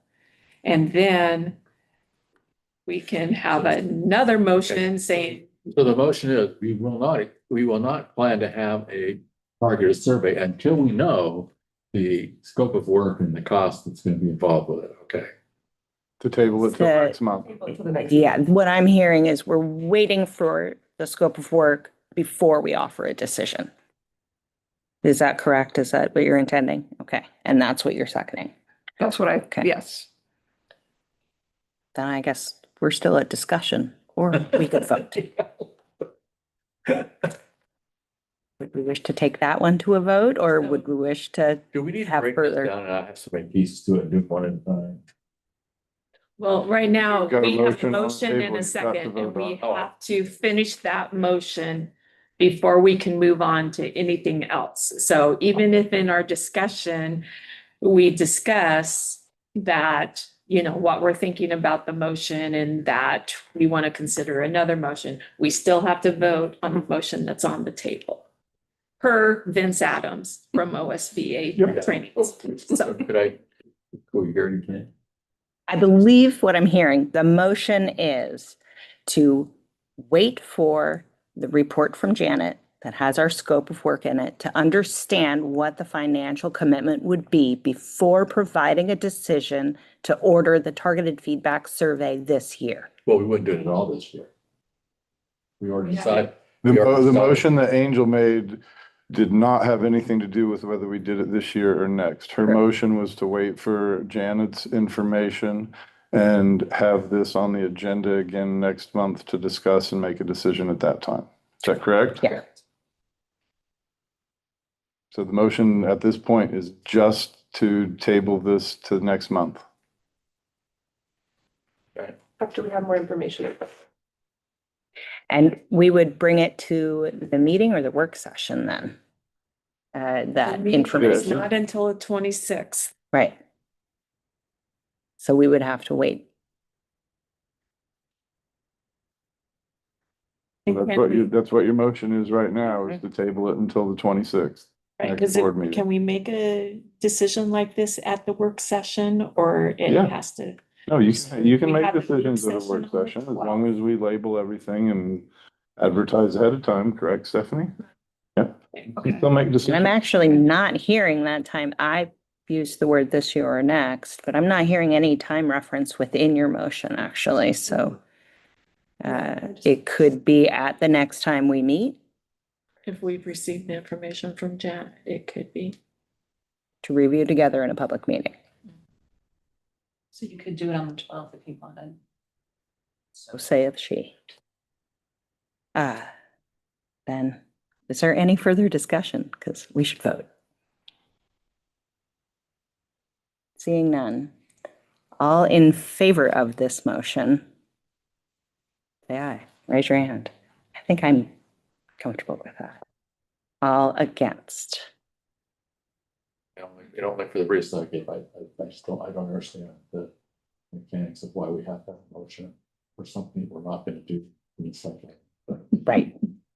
This is to resolve our intention and how to return to it. Then it appears it was 4 and Bob's no.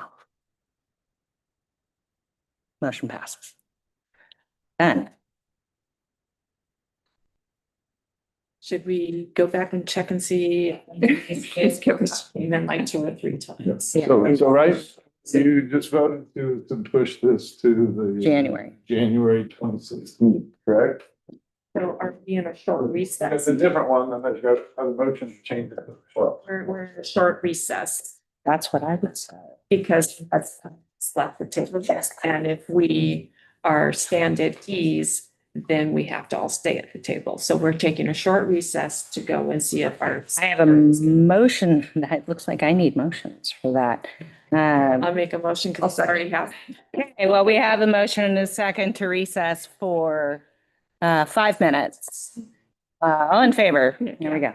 Okay. Thank you, Jeff. And it keeps recording. It keeps recording because we're just at recess. Okay. So we're missing some pieces. This thing to be done right now. I'm missing some pieces. They had one at the thrift shop that had no edges and 5 extra pieces. No flat edge. Every piece was either a puzzle piece. So, yeah, it is not available. okay. Okay. And we're out of recess, right? Or are we, anybody else need to wiggle? Sorry, I got to get up and walk. Yeah.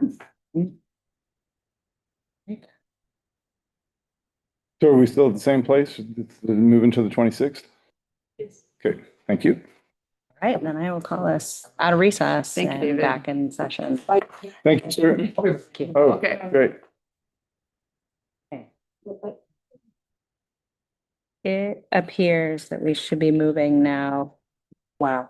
Are we on the reports from 5.1? Yes. Okay, seeing no student representative report at this time. Moving forward to the superintendent report. Okay, so you have my written report. I do have a couple of things that have changed a bit. I got in touch with Heidi Sipe. She is the superintendent in Umatilla. And many of us saw her and her board speak at the OSBA breakfast in regards to their board goals. And so what I have for you here from Heidi is just a list of their board goals. And then on the second page is a list of the superintendent goals, because they also developed those together in the same manner. They were collaborative as they worked together. And in her email to me, she shared that she is open to talking with any of us. So if you have more specific questions about the process and how they went through it, I can either talk with Heidi or I can connect you with their board members so you could ask them specific questions. I'm sure that they're online with their emails and such, just as you all are. But I could probably make that connection quicker for you if you have questions for them about how these were developed, how, you know, their process or whatever your questions are. But that was something that came up from the OSBA convention. So I got in touch with her and started to get some info for you. If you want more, you let me know and I'll work to get it or connect you with them so you can. Let's see. The other piece in February, I believe most of you know that we have bonds and ballots workshop through OSBA happening. I believe it's in Salem at the convention center. I've signed up and I know others are interested in going. It's something that I'm working on. I'm working on starting to set dates. We've got somebody at the ESD who's going to help develop some interactive pieces with community and staff and do some of that on my own, but have somebody else be there too, because that can be more effective if it's not me or somebody from the district running those things. So I'm working on gathering some information there on a bunch of different subjects.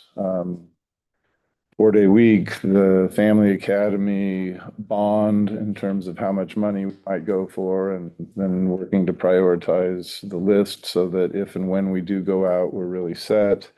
And then need for preschool is another one. So we've got several things that I want to gather input from community and staff as well. And I'm working with ESD to start putting those together in January and February. And the bonds and ballots piece is definitely a biggie of those meetings. We talked about Umatilla, and then something that you may be hearing about, and I was going to share more information, but the legislature and ODE are still working out details. But we are going to be required to choose interim assessments and that we are going to use as a district. And for us, that's obviously the elementary school and here at Pacific. And so we already have in place most of our interim assessments that will be on the list with iReady and Dibbles. Process of adopting iReady and getting some training for high school staff to utilize that same thing as their interim assessment in reading and math. So it's going to be somewhat of a formality because we have been using iReady and Dibbles at the elementary school for years. We've got great data built up. So I think that's the way we go.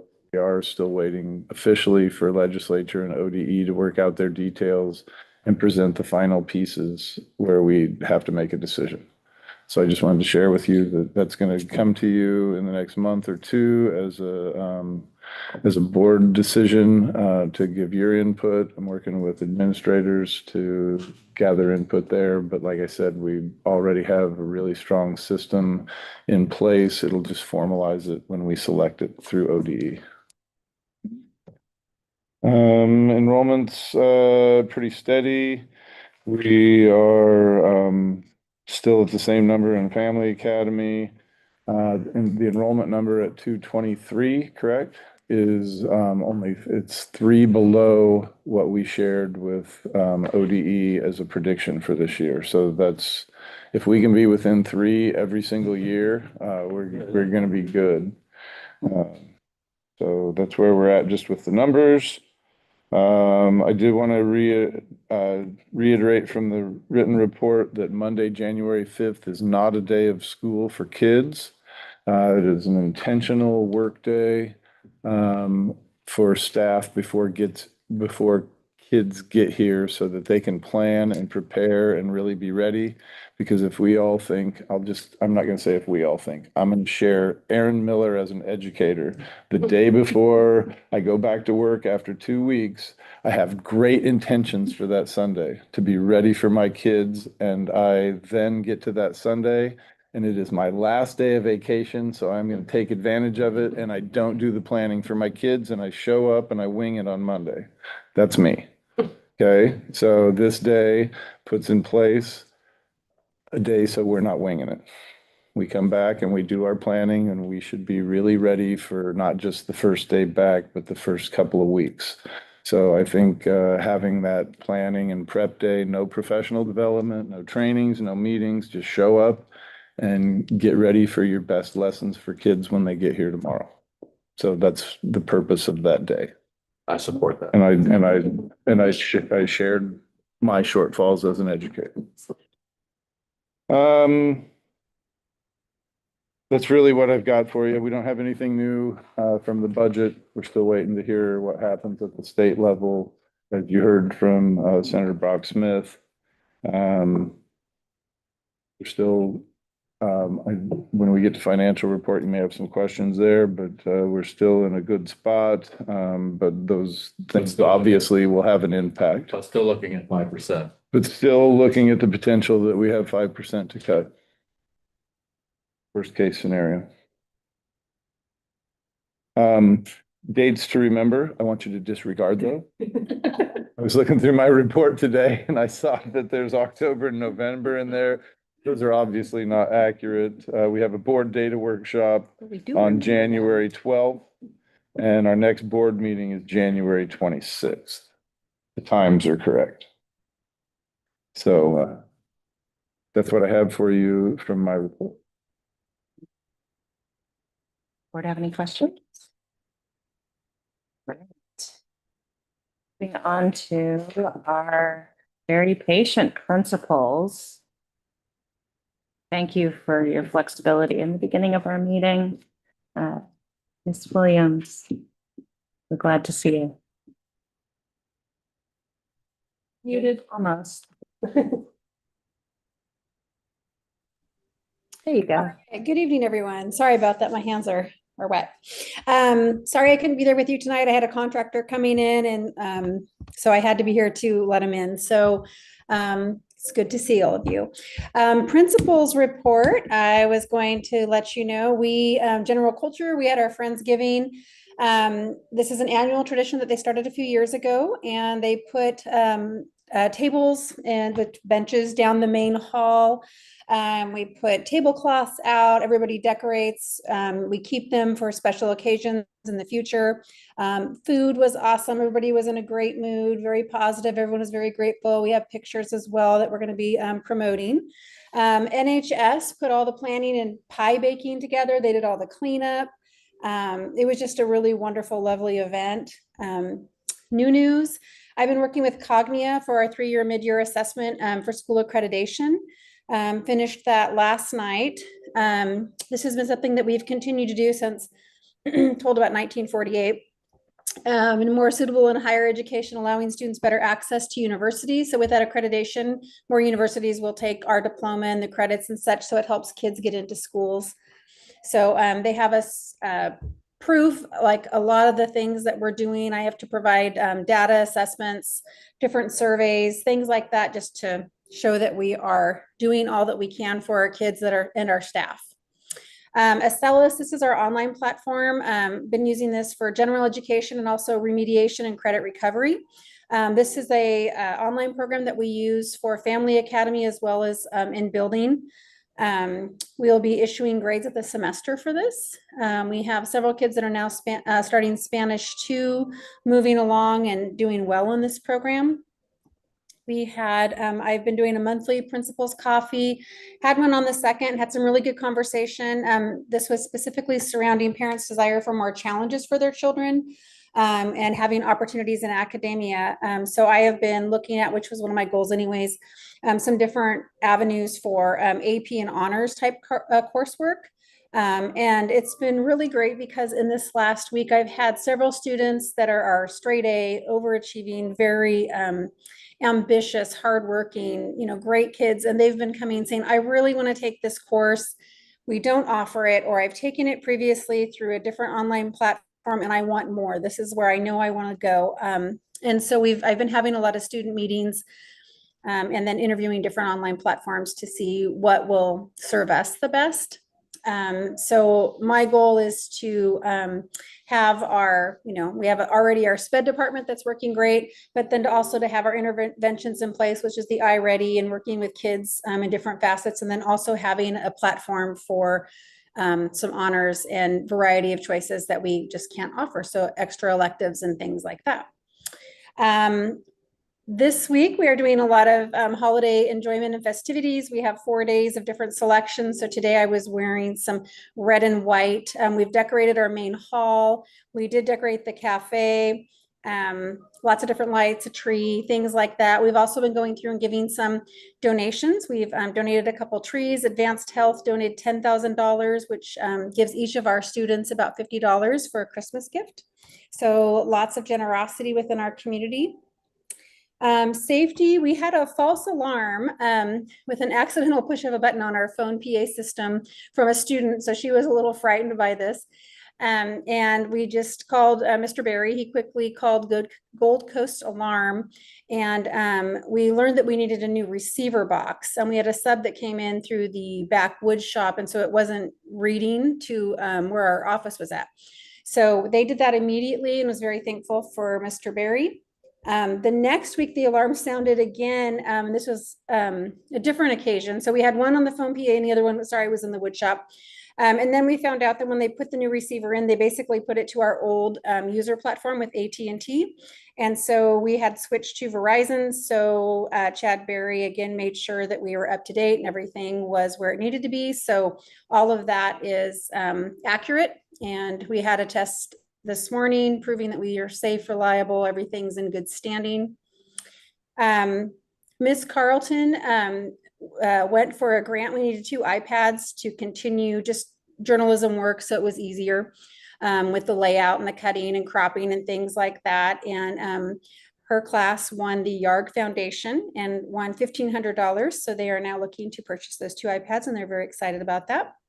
Our drama club performed their uniquely written Christmas script this last Friday. Driftwood students came over and they also performed Saturday and Sunday. They're pretty tired, but it was a fantastic just drama and play all together. And the kids were super excited and they just did fantastic. So we have a lot of pictures of that we'll be sharing as well. Up and coming on the 19th, so this end of this week, we'll be celebrating with Driftwood, enjoying a lunch and some games together and just being together and getting ready for the holidays. So we're excited about that as well. So spirits are high. Anybody have questions?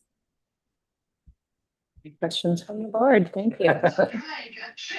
The only thing I would add is this morning and this week, they're conducting mock interviews for the high school kids with job interviews. And I got to be one of the people that interviewed today, and I will hire that student for whatever position they want. She did a great job. She did a great job. And I just think there's a ton of value in those real life experiences, and they're making it happen. So sorry to interrupt. No, thank you for sharing that. Great work. Okay, thank you. Moving on to our Driftwood Principals Report. Thank you. Ms. Wendell.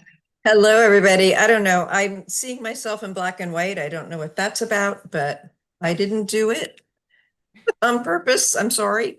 You're in color for us. Oh, okay. I'm looking at myself in black and white and okay. Anyway, hello, everybody. We currently have an enrollment of 102 students. We are expecting 3 more to register in January. I've been in contact with both families. They've been engaging with me with lots of questions. So hopefully we will have more students on board. The family literacy night that we just hosted was really well attended. We had about 58 participants. And if you had a chance to look at the agenda that had been posted, I've given you photographs. It was a lot of fun. Families enjoyed hot chocolate. We made them lasagna dinner. Ms. Johansson-Meyer provided an amazing presentation that kind of explained about the Scarborough reading ropes, which is a way for families to understand the importance of all of the different elements of reading and literacy. And so that is also on my agenda to, I gave you the visual so that you can see each of the 8 different areas that were addressed during this family night. But we got them in with the food. And the great thing is that they all stayed and participated in 8 different stations that address the 8 different literacy pieces that make good readers. And when they completed the activity that was in one of the classrooms, they would get a pipe cleaner and they would go on to the next one and they would weave all of the 8 pipe cleaners together to form their own reading rope and then turn it in, and they would put a ticket into a basket to win a literacy basket. It was amazing. It was fun. Everybody stayed to the end. And on my document, I shouted out to everybody that participated, which was almost all of my staff, which is amazing. And I have to give special appreciation to Dee and to L'Oreal. They ordered the food for me for the lasagna, and they taught me how to use the oven and the dishwasher so that I could make sure everything was good to go the next day. But I mean, everybody was there. Mr. Miller was there. He helped as well. And I am just so grateful. And please refer to my notes. I don't want to just call out everybody's names, but truly it was most of my staff. I also want to give kudos to Miss Thompson, 6th grade.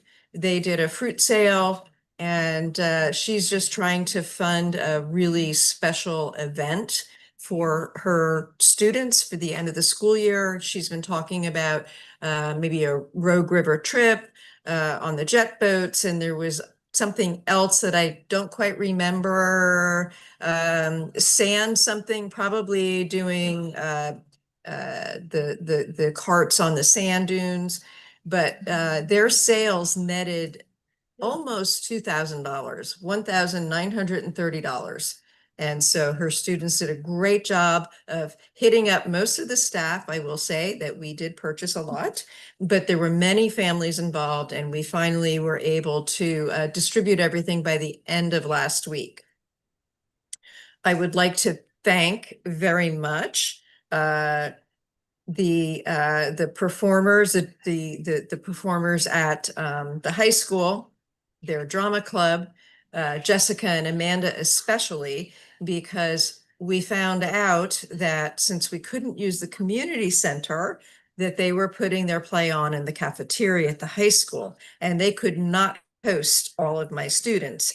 And at first we kind of thought that, okay, maybe we'll just do a PBIS thing and only send the kids that have tickets. And that didn't really feel right. And staff kind of complained, and I floated it out there. And I will tell you, Jessica and Amanda, they stepped up and they offered 2 performances last Friday. So we shipped kids in two shifts. It was amazing. They had a wonderful time. The play was awesome.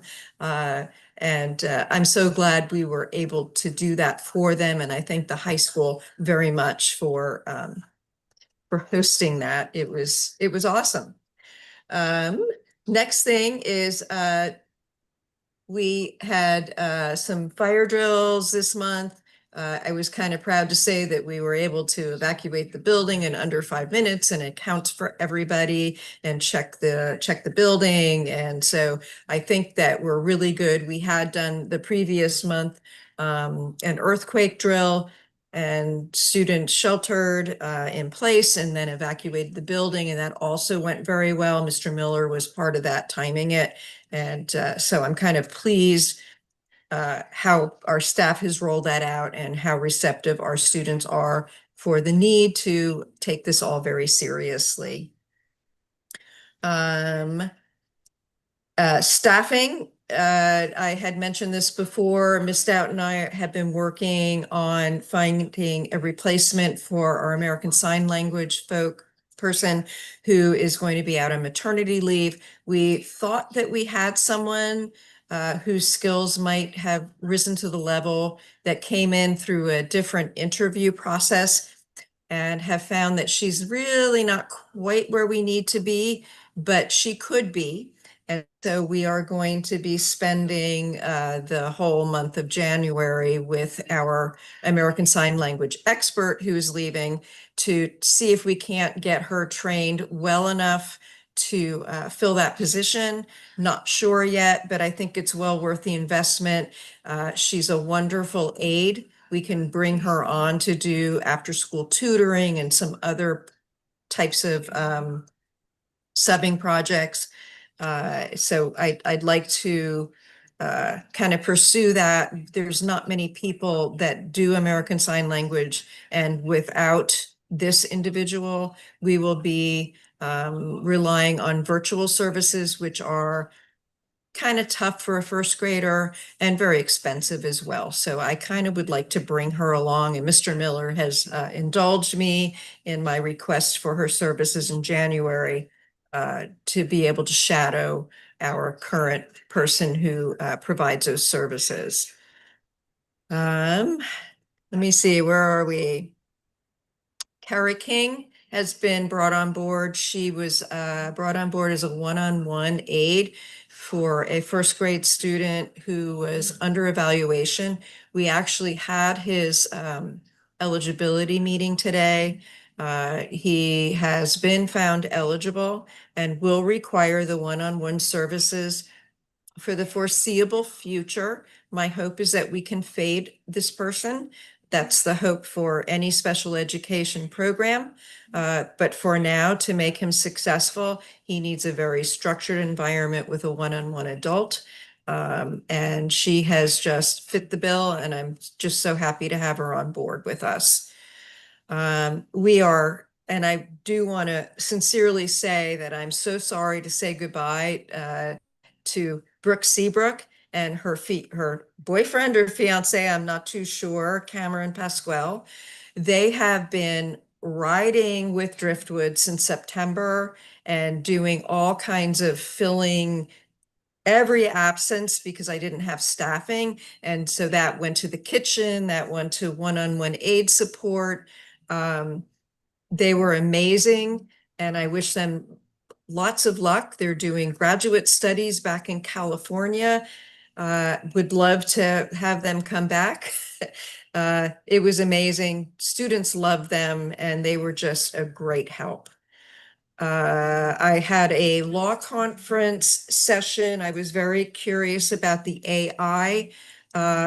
I had a teacher come to me with a lot of concerns around other staff members using AI to respond to emails and create plans. And I think that Mr. Miller and I and Deanna need to have further conversations around what AI would be appropriate for Port Orford, whether it's a closed system where it's just about education, or whether it's an open system. But we know that open systems, garbage in, garbage out, which might not be effective use of it, and how we can teach our students who obviously use it already to use it appropriately and acknowledge that they've used it within their work. Not that they write their work, but they can do outlines for a project and acknowledge that they've used it to, format their work, but not actually write it. Mr. Miller, correct me if I'm wrong, but I think that's what we've covered, and I think we have to do some more work around that. I think I spoke to you about our VMath curriculum already. We've received it. Our staff who actually has been providing the math interventions has gone through the training while she was out last week. And so my hope is that this week she can start incorporating some of the units of the VMath, but by January, when we come back, that is going to be the program that she runs. It's very structured, no guessing games. We'll be able to evaluate students' current levels of learning and then meet them where they're at with the interventions during Title I 30-minute times. I wanted to mention that Deanna and I met with the ESD. She had someone from the Oregon Wellness people that used to have grants that were available that we took advantage of prior to 2019, and they had faded. And apparently they're back and we're not utilizing them. And simply because I don't think we knew, but they funded wellness centers, they funded things for staff, whether they were classified or certificated. It could be a gym membership, it could be professional development. There's a lot of things that they're willing to fund with very few strings attached. So they're going to provide us with a staff survey, and we're going to see what folks need, right? We want to keep our people. This is the one of the best ways to do it. I remember when I worked for the ESD, we'd lost the funding and they took away our wellness center, which was a workout room, but it was amazing because we couldn't continue to fund the maintenance. So this is a great opportunity. We're just going to take it one step at a time and start with the survey with our staff to see what they would really like and need. But there's lots of opportunities to do that, and I'm really excited about that. The next thing is that our community liaison has organized a dance party for next Wednesday. Apparently this has been super successful in the past. I've not been a part of this before, but there'll be snacks and beverages provided, and it'll be a lot of fun, in conjunction with our Spirit Week, where we're all dressing up in colors and PJs and antlers and all kinds of other things at Driftwood. November and December students of the month are going to have lunch with me. I don't know how much fun that actually is, but they're going to have pizza and cookies, and they usually enjoy it. We do that in the wellness center. We are now working January 1st through the end of the month is going to be all of our progress monitoring with Title I. So that's going to be iReady, that's going to be Dibbles, and we then will reorganize what our intervention groups look like and move forward from there, hoping that we're making some progress. And we are planning a PBIS assembly on January 22nd. We like to do this 3 times a year, and it's just fun activities, acknowledging students that have gotten lots of tickets, students of the month, and doing random drawings to make sure everybody feels included in activities. And the last thing I have is that I am so grateful that Driftwood got $5,000 from United Healthcare, United, I'm not too sure who that is, out of Coos Bay. Thank you, Advanced Healthcare. Amazing that we were able to provide $50 gift cards from Ray's Foods for these families over the holidays. That's just a beautiful thing to do. And in addition to that, we are providing books. Every student will get a book, and every student will get like a candy cane.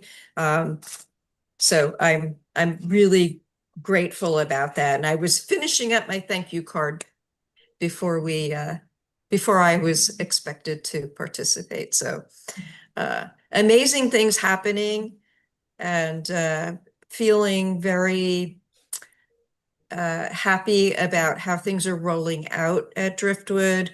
I will apologize, Mr. Miller. I didn't know that that Monday that teachers were returning was not going to be a meeting day because I have scheduled MTSS meeting. But it's I won't tell. There's no teachers online. okay, only because we need to do that, and that's when we review students that are struggling either with academics or behaviors, and teachers bring me data, and we review data, and we decide what kind of interventions are going to work, and document that, and then meet again, and we get to a point within 2 meetings whether or not we're going to do a referral for special education, and invite the parents to discuss the issue. So that's what's happening at Driftwood. I was just gonna Thank say you. one other thing. Lisa and I and Mr. Miller met with our new counselor today. And so Oh, yes. we're very excited to have her in the building. She was at Pacific today getting acquainted, and then tomorrow she's at Driftwood, and then we're gonna touch base from there and start moving forward. So excited to have Pam. She's all about kids, and I think that she's going to make great connections with our staff. I've known Pam for several years now. She's in the process of getting her certification, but she is absolutely capable of fulfilling that role completely until she gets that. So I'm so happy. Yeah. Thank you for saying that, Deanna. Yeah. That sounds great. Thank you. Does the board have any questions or comments? Very colorful report. Thank you both. Yes. Thank you so much. Have a good night. Mhm. Moving on then to the transportation and maintenance report included in your packet. Would have any questions or comments?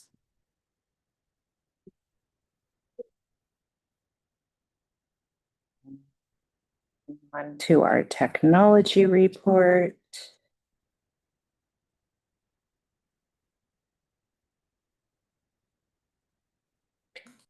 Questions on either of those? Right, and financial report.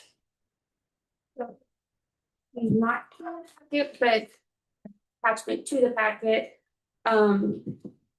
Got a little busy last week and didn't get it submitted to Stephanie in time. I apologize. However, we do have, a good chunk of revenue coming in. We have property tax payments that just came in. So you'll see a little bit of, that, revenue there. And, then on the flip side of the coin, we've had some pretty decent expenditures and encumbrances getting ready to go out. Our ending fund balance estimate has dropped a little bit, as you have noticed. We're missing a comma there.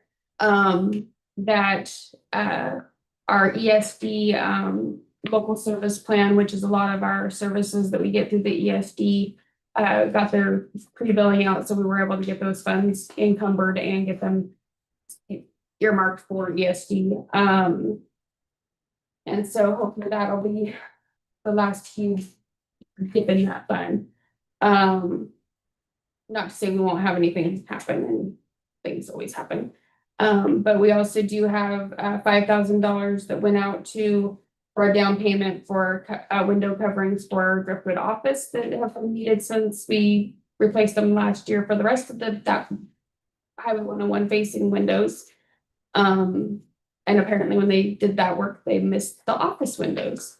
So we're getting that done. And then also along with that scope of work is the high school parking lot facing windows that were replaced last spring are finally getting window coverings. So all for safety, security, and of course just your comfort of having the sun blaring in these windows all day.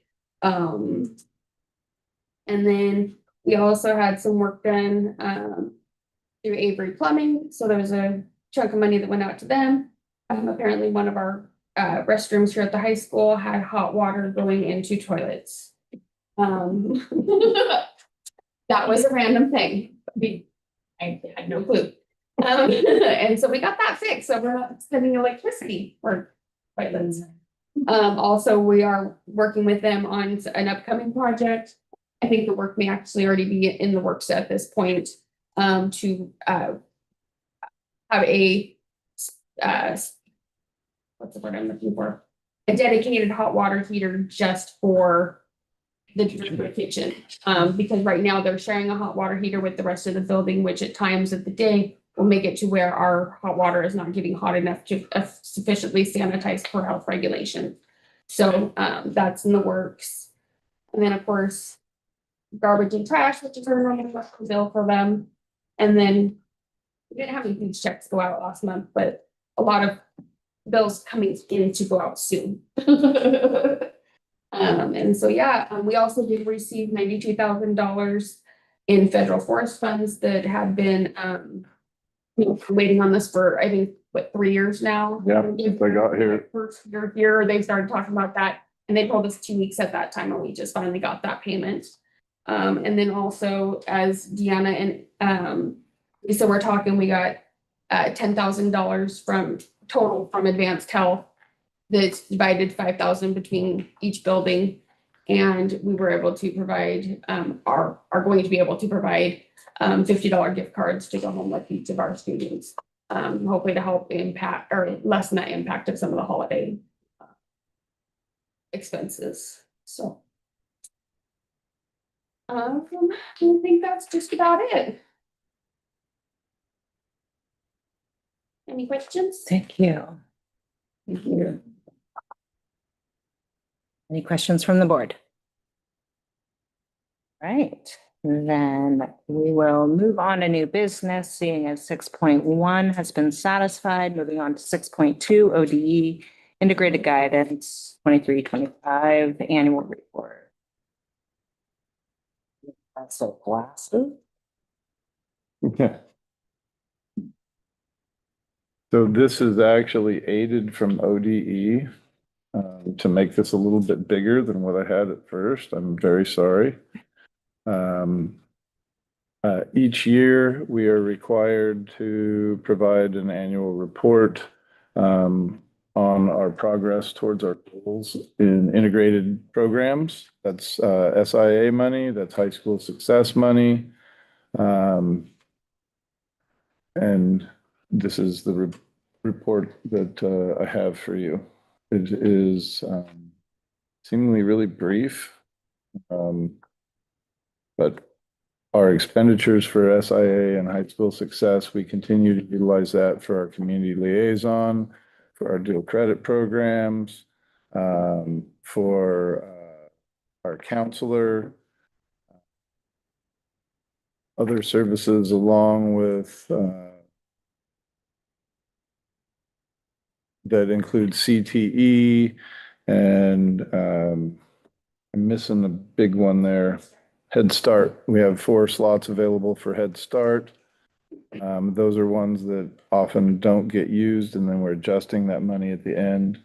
But all of those pieces are pieces that are still producing good results. They fit in with what we're doing to impact graduation rates, decrease dropout rates, and provide well-rounded education for our kids.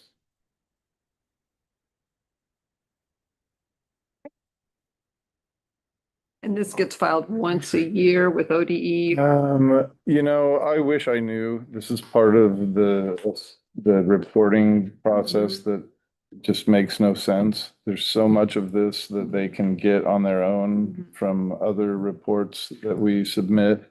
But annual report, yes, is once, but we have one of these due every quarter. We have plans that we have to sign off and agree to, and so many of those I bring in front of you. Has to have board approval that we've put it in front of the public and shared. And then we submit it to ODE, and then we also are required to place these on our website because people look them up all the time. I'm being sarcastic, I'm sorry. But this piece is meeting the requirements for reporting with SIA and high school success.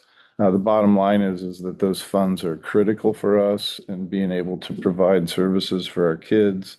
And without it, you know, it's several $100,000.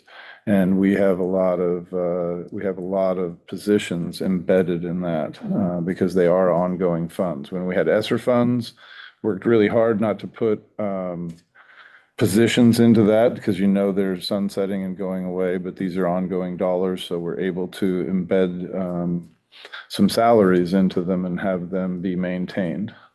So. What proportion of this, these fundings is the early literacy grant? Yes. Yeah. So that is another piece, and we braid that with our Title I federal funding, which was held intact this year, but is still up in the air depending on what the feds do next year. But that combination of funds with early literacy grant and Title I funding enables us to provide all those intervention services down at the elementary school. The professional development we've put in place is reaping benefits. And as horrible as our test scores look, we are making strides in improving with individual students, and we should see those data points go up after a couple of more years. Thank you. Thank you. Anyone have any comments or questions? No. Okay. Do we need a motion to accept this or this new business? It is a report that I am required to share. What meets the letter for us is not that you approve them, that we have them in the minutes. We've acknowledged. And we've designated that we've presented them to you as a board and to our public in a public meeting. Okay, thank you. To 7.1, our policy update project. All had decided at the last meeting to go for the policy just rewrite, which is 80. 80. And I'm get contract tomorrow from OSBA, and I'll start working on that as soon as we get that signed. And Carol's still gonna be with me. We're gonna tag team it. Thank you both for Thanks. taking on that exciting work. Yeah. Get extra credit. To 8.1, reoccurring business or school board timeline update and review. It appears the updates that I can see is to reiterate that, yes, that January 12th work session is still scheduled for 5 o'clock. And that on January 6th, we have our opportunity to meet the legislators with Jackie Crook.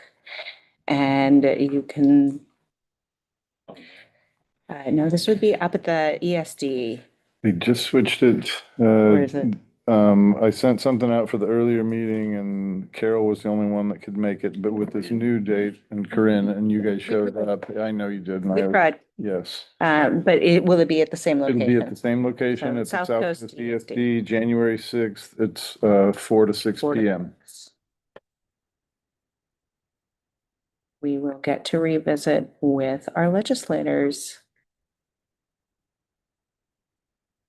Does anyone have anything to contribute?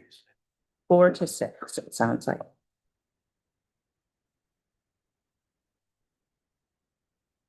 Anyone have anything to add or comment? Or timeline? Yeah. Anything on school visit? I do. So I have other things to comment. Oh, This is the place? No, not yet, right? Nearly. Okay, let me know. Wasn't it board timeline and review? So the board timeline and review, the one thing that I would have to bring in is on our data workshops. This is not something that we need to have an answer to now, but I felt as if that required data is helpful for us to make decisions on. But when we're out in the community, must be other data that we would be able to share out that would give a more holistic picture of what our district is doing. And I thought that you all would have insight on possibly what that might be beyond just test scores or just where kids are performing. Are there new programs, or is there anything special that we're able to say that our, journalism newspaper went from 1 page to 15 pages, or, are there things that wouldn't be revealing to student data that we would be able to share out that would give deeper look into why our district is unique and special? Right. And in what setting again? Just the data review, when we're bringing things in for our data review workshops. Oh, yeah. Beyond what our fantastic experts bring us, are there other thoughts or things that would be, probably nothing that we would report to anybody else, but would give the ability for us to speak to the community? Well, your principal's reports, such as the ones we had tonight, I would think would be pretty good. They summarize what's going on a month-to-month basis, and they usually try to highlight stuff, just like what we saw tonight. Some of the great things are going on in schools. I would think that would be great evidence for. Well, that's definitely fodder. I was just thinking factual data. Well, it is a kind of data. Yeah. It's showing the actual product. And you're gonna do this, you're gonna do that. When you see these reports, you're getting after action reports essentially. Yeah, we planned it, we did it. Here's the outcome. Like Ms. Williams was just talking about some of the attendance successful programs, the things they had going on down there at Driftwood. I think that's great.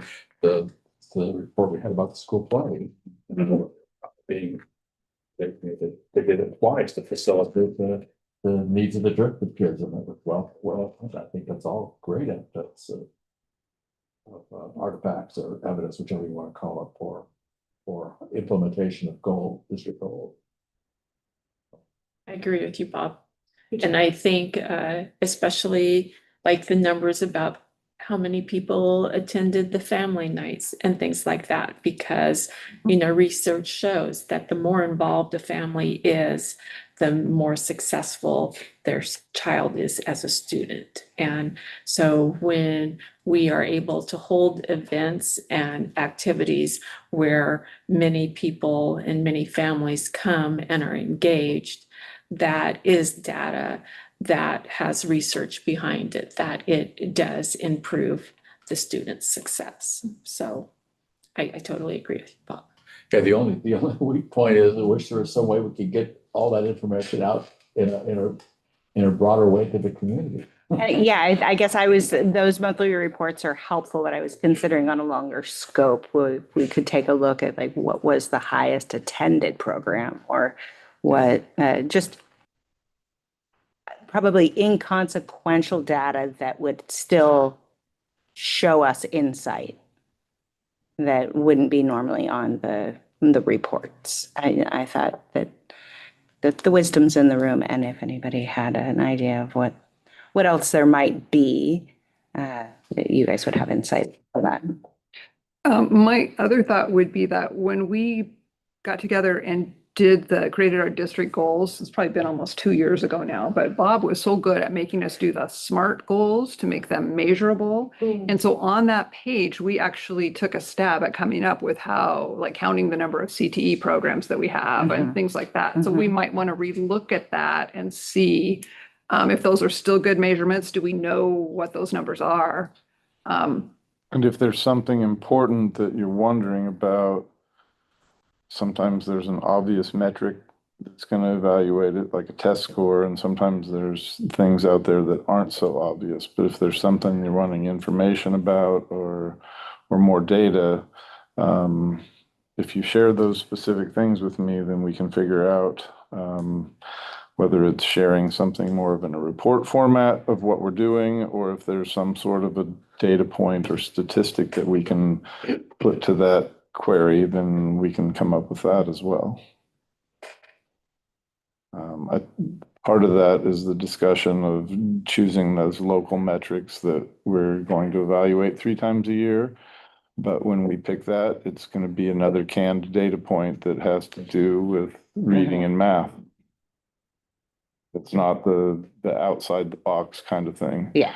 I think we do try to address those. I'm trying to address those. I'll have a district newsletter that'll be out at the beginning of the year. Once we get back from break, Brittany's going to work on the formatting. We've got everything. I've only got one more article that's got to come in, and then everything's put together. But just trying to showcase the good things that are happening in the district and show those positive pieces that are going on that would attract students that may be accessing education somewhere else. And then also attracting staff where it's a positive place to work. And we hear that from staff. There's always issues to work on and things to improve. But touting those things so that we can get as many students as we can signing up that are ours and making sure that we have the best possible attractants for staff so that they can fulfill their really close second in importance to take care of number 1 kids. The reports that we had is minimal. You know, Shane, and then later on, we had some students coming in here telling us about how much they were looking forward to Fridays. Yeah. Mm-hmm. And how attendance on Fridays that taking a jump. This is Right. outside the usual. I mean, yeah, we're paying attention to it. We're paying attention to attendance. We in Oregon, we better be paying attention to attendance. Okay. But this was a bright spot in the sense that you heard something going the other way, you know, and it wasn't a tough day or I had a couple Right. of teachers talking to me the last 2 weeks about discipline on Fridays. And they noticed we didn't look at our Swiss data, our statistics on behavior yet, but they just have this feeling that on Fridays there are fewer behavior problems because kids are more engaged in activities that they want to be participating in. And so that's anecdotal data at this point. It's not, but it is also something that we could survey and we could see through our behavior data if it really does pan out. But teachers feeling that that is happening is also a data point in itself, because well, a psych major, I believe in psychology. well, it gets into Feels better, it is. into the affective realm of things, you know, it's not something you can necessarily boil down in numbers, but it has a big impact on what's going on in the school. Yes, indeed. Speaking of which, you said something earlier, when you were talking about having your day where you're gonna have staff there to regroup and get ready for the next week. I don't know why, I was sitting in an evening here about a couple of nights ago, and I was mulling over some stuff, and we had some loose discussion about 4-day versus 5-day school work weeks here, and I have been against a 4-day week for a long time because we already have such low attendance rates in Oregon in general. And how can you possibly justify doing the best thing for kids by having them in school less? Okay. But there is another factor I'm beginning to realize, and it's related to what you said earlier in this meeting today. And that is, I think it would be an attractor for helping to bring good staff in here. If we can't offer more money, it's a difficult place to live in. You know, for young people especially. But what if they've got one more day just to regroup themselves before they have to come in here and you know, face the challenges of teaching in a small rural school again. And again, another aspect of that is, again, it's something you mentioned earlier, Aaron. When things affect our small school more drastically and more readily than they do big districts. Oh, We've got all these things that we have to do in our school with the 6.75 people you've got in the class, in the classroom. mhm. Now, another school has got 150 people in the classroom. So every time you have a data point you want to collect, or every time you want to have a PBS program or whatever, a PBIS program or whatever, it lands on every teacher's desk full load. There's no one else to pawn it off on. There is one more hat They they have can't to put split on. up against the committee. You can't assign these three to take on this or those four to take on this and bring it all back and share it. It lands on everybody's desk. So I was thinking, that's a good argument for a 4-day week. Give them a day to decompress before they have to come back in. We do have teachers that are working on that. You all are the ones that do the final approval of calendar. I too have shared in the past my desire to not go to a 4-day week because those kids that need us the most need us to be here 7 days a week for. Yeah. But again, conferences and workshops, you can go to the pieces and get a lot of information, the actual classes. There's a lot of elements for me that are the networking piece. And so I was at a session, went outside, got a drink, ran into one of my superintendent buddies that I was a principal with, and he's superintendent and sisters now and doing a really good job. But we were talking, he's got the same thing. He's got staff that's interested in a 4-day week. And a typical 4-day week is you start and stop school the same time in September and June, and you're adding minutes to make those 4 days longer, which that's a whole nother argument on effectiveness. Do those extra few minutes each day really have an impact? So we talked about it, but it was his idea. I can't take it. But instead of making the days longer, every one of those Fridays that we cut off, we turn it into every 4 of those Fridays turns into another week. And so we could start a week earlier and finish a week or 2 later and still be in a pretty reasonable amount of school year, still a reasonable good amount of summer. But we haven't just watered down the day by adding 8 more minutes to each class. You're actually having more days of school, decreasing summer break. So in theory, you're decreasing learning loss over the summer. And so when the calendar committee is meeting and talking, I am still going to ask them to put together a 5-day week option or 2. And I know that they are putting together their own 4-day week option, and I have one that I'm working on that does just what I shared. And so I think what we're going to do is we'll have at least 1 or 2 options for a 4-day and a 5-day week in front of you. And I do think it could be an attractor for some staff. It is a money saver, very little bit in the first year, and after that, it's not. But my big point is it needs to be effective for kids. It's always going to be where I'm at. And if there's a way that we can work things to have a 4-day week, but still not lose those critical learning days, not just minutes, then maybe there's a way to make it work and think outside the box and get to a good place for everybody that's beneficial for everybody. So, yes.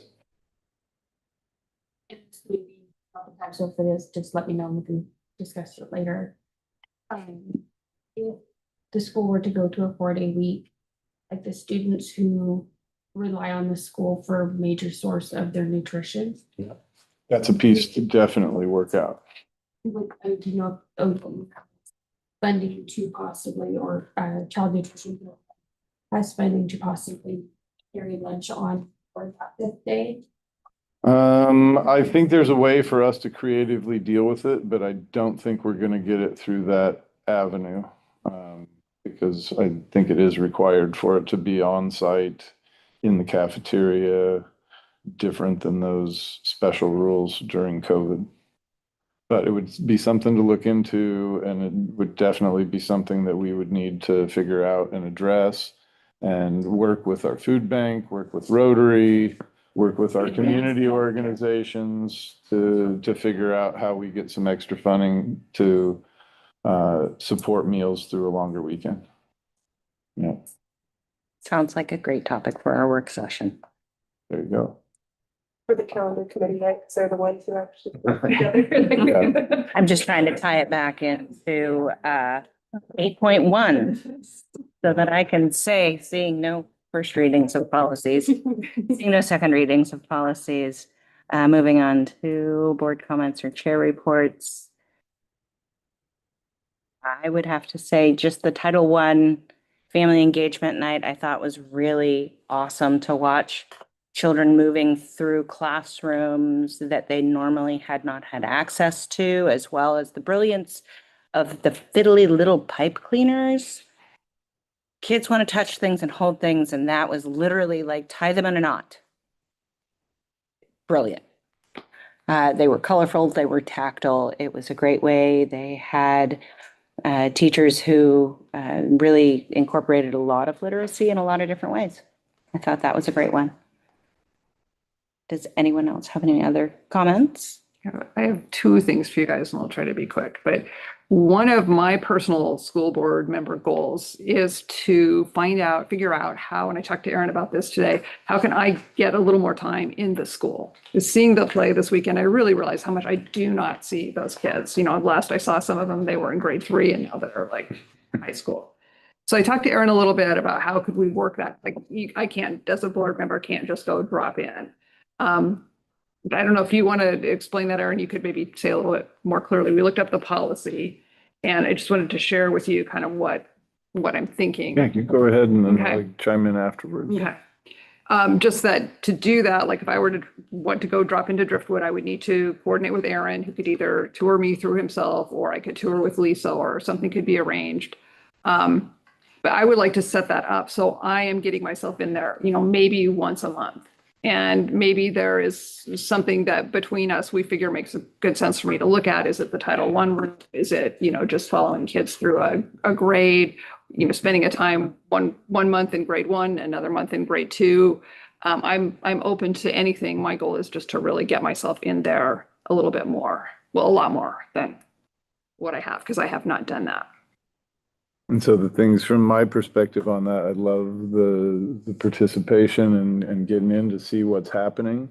It does create some potential stress for staff members because the board is here to come in. And that's where the policy pieces and my suggestions fall, are to help alleviate some of that anxiety that staff might have with you coming in, to make sure that board understands their role during a visit. There's nothing evaluative about it at all. It's really just to get a lay of the land. Obviously, we have conversations afterwards. Those are going to happen with me, but all visits do have to come with my permission. So if you're wanting to go into a building, you got to set that up through me, and I'll work with Deanna and Lisa to get those scheduled for you. I believe as you go through, at least the first time you visit, I would like to go with you and walk through and answer some questions. After that, I can see going on your own and doing the same thing. Obviously, when you go into a building, I want the same thing from you all as I want from our kids and our staff, of being kind and respectful to each other. So I don't want you to just go in and not talk to anybody, but also the questions that you have, the wonderings you have, those would need to not be shared with staff. Those would be things to come and chat with me about, because if you were to start talking to staff and asking those questions because of your role as a board member, then it starts getting into gray areas of supervision and evaluation. And those are things that are just not part of your responsibilities as board members. But asking those questions and seeing what's happening and getting explanations, about why something was happening, or, you know, what the reasoning is behind a certain decision. Those are certainly fair game pieces. But I would want any questions and wonderings to come to me. And then the other piece that we talked about was the potential of just, if you've got a building you want to go into, just check in with staff to see if they're comfortable and see if there's somebody that just really has some anxiety about that, and then maybe avoid them and look into it as your face becomes more familiar in the buildings. So those were a couple of my initial thoughts and needs. Am I missing anything that we talked about, or? I don't think so. So, I don't think so. so if it's something that you are interested in doing, just let me know and we'll figure out where you're gonna head first and do the legwork with Lisa and Deanna, and we'll go visit. And then I have one more thing for you all. There is a friend, a teacher in Washington State, connected me with this YouTube video. That is the Washington State Superintendent of Public Instruction reviewing the state test results. And it was his press conference from September. And it's a little nerdy, but I found it so interesting because it's the Smarter Balance test. So it's the same test that we take. It's a perspective that I have not heard anyone offer us in Oregon from that top view. What do I see in these numbers? What can I read into them? What do I not read into them? How do I think about them? How do they make sense nationally? How do they make sense globally? And then, of course, it didn't hurt that he is really pushing math for Washington State. So kind of, near dear to my heart. Anyway, it's like an hour long. And I would be happy to send out the link if anyone else is interested in looking at it. I thought it was really, for me, after our data review, it was really helpful just to have a little bit of a different perspective on what those big picture numbers mean and what they don't mean. Mhm. So, Yeah. okay. I will send that to Stephanie and she can send it out. And when you get the link, it's YouTube. The first 12 minutes are nothing. It's just the blank screen. So just fast forward. And then I put the whole thing on 1.25 to get through it. So It's okay to hear him talk fast. it worked. It's fine. Yeah. Good workshop, Bob. I think it's one that we could just all watch on our own time. But then if there's things that we want to discuss, I'm always happy to talk about data. Yeah. So Thanks for the homework. yeah. We can come back and talk about that. I do enjoy seeing how people who are used to metabolizing that amount of Mhm. data are able to do it. It's so interesting to learn how people read the reports to understand it. Yeah. Yeah, I thought this was well done. Right. Anybody else? No. Bob. There was an inquisitive look. All right. I think there was something else earlier, but I don't believe that we have any correspondence, any future agenda items. Send them Okay. to either me or Judy or Corinne. We have our monthly meeting. Yeah, and so when do we need to come up with the agenda for this January 12th work session, since it sounds like we've covered several different things? What is the agenda for? For a workshop, it can be a pretty loose agenda, pretty general, but what's the timeline? How many days do we have to be out in front of it, Stephanie? It's only about 3 days. Okay. So if we are set and ready to roll with an agenda and posting the meeting when we get back on the 5th and 6th, we would have enough time to meet the meeting requirements. When I think our original plan, if I remember right, was actually for us to set our board goals. Yeah. Which was why we have the info from Heidi Sipe, where the board is actually setting its goals is that what we have? That's what we noted on Yeah. last month's meeting was work session dash goals for the board. Mhm. was what we put on there. So it's really easy to put that as a bullet point as Mhm. the agenda. Mhm. Are there other items that you want to tackle besides that? Well, something related to the evaluation we spent so much time talking about, that would make sense. Right, if we're ready to continue that, I think that would be. So the targeted feedback survey for the superintendent evaluation? Or the follow-up with the scope of work. Yeah. Just getting our packet, getting the So if we call it superintendent evaluation process, does that cover everything? Works for And me. it's general enough? start looking at the tools, the booklet, you know. Okay. Get our Any- that So mode. we've got board goals and superintendent evaluation process as the agenda items for that day. Anything else? Yeah. All right. Sufficient. I am open to a motion to adjourn. If there is none. I'll second. And any discussion? Seeing none, I'll adjourn the meeting. Thank you. Thank you all. Tanner, thanks for showing up. Thank you. Thank you for the most peaceful time I've had in a long time. Right, got your Zen on with the puzzle? I did. Yeah. There's a timeline on puzzles here. They have to be done by midnight on Mondays, so. I don't know. I already got word that this has been happening for months. So. We got a lot.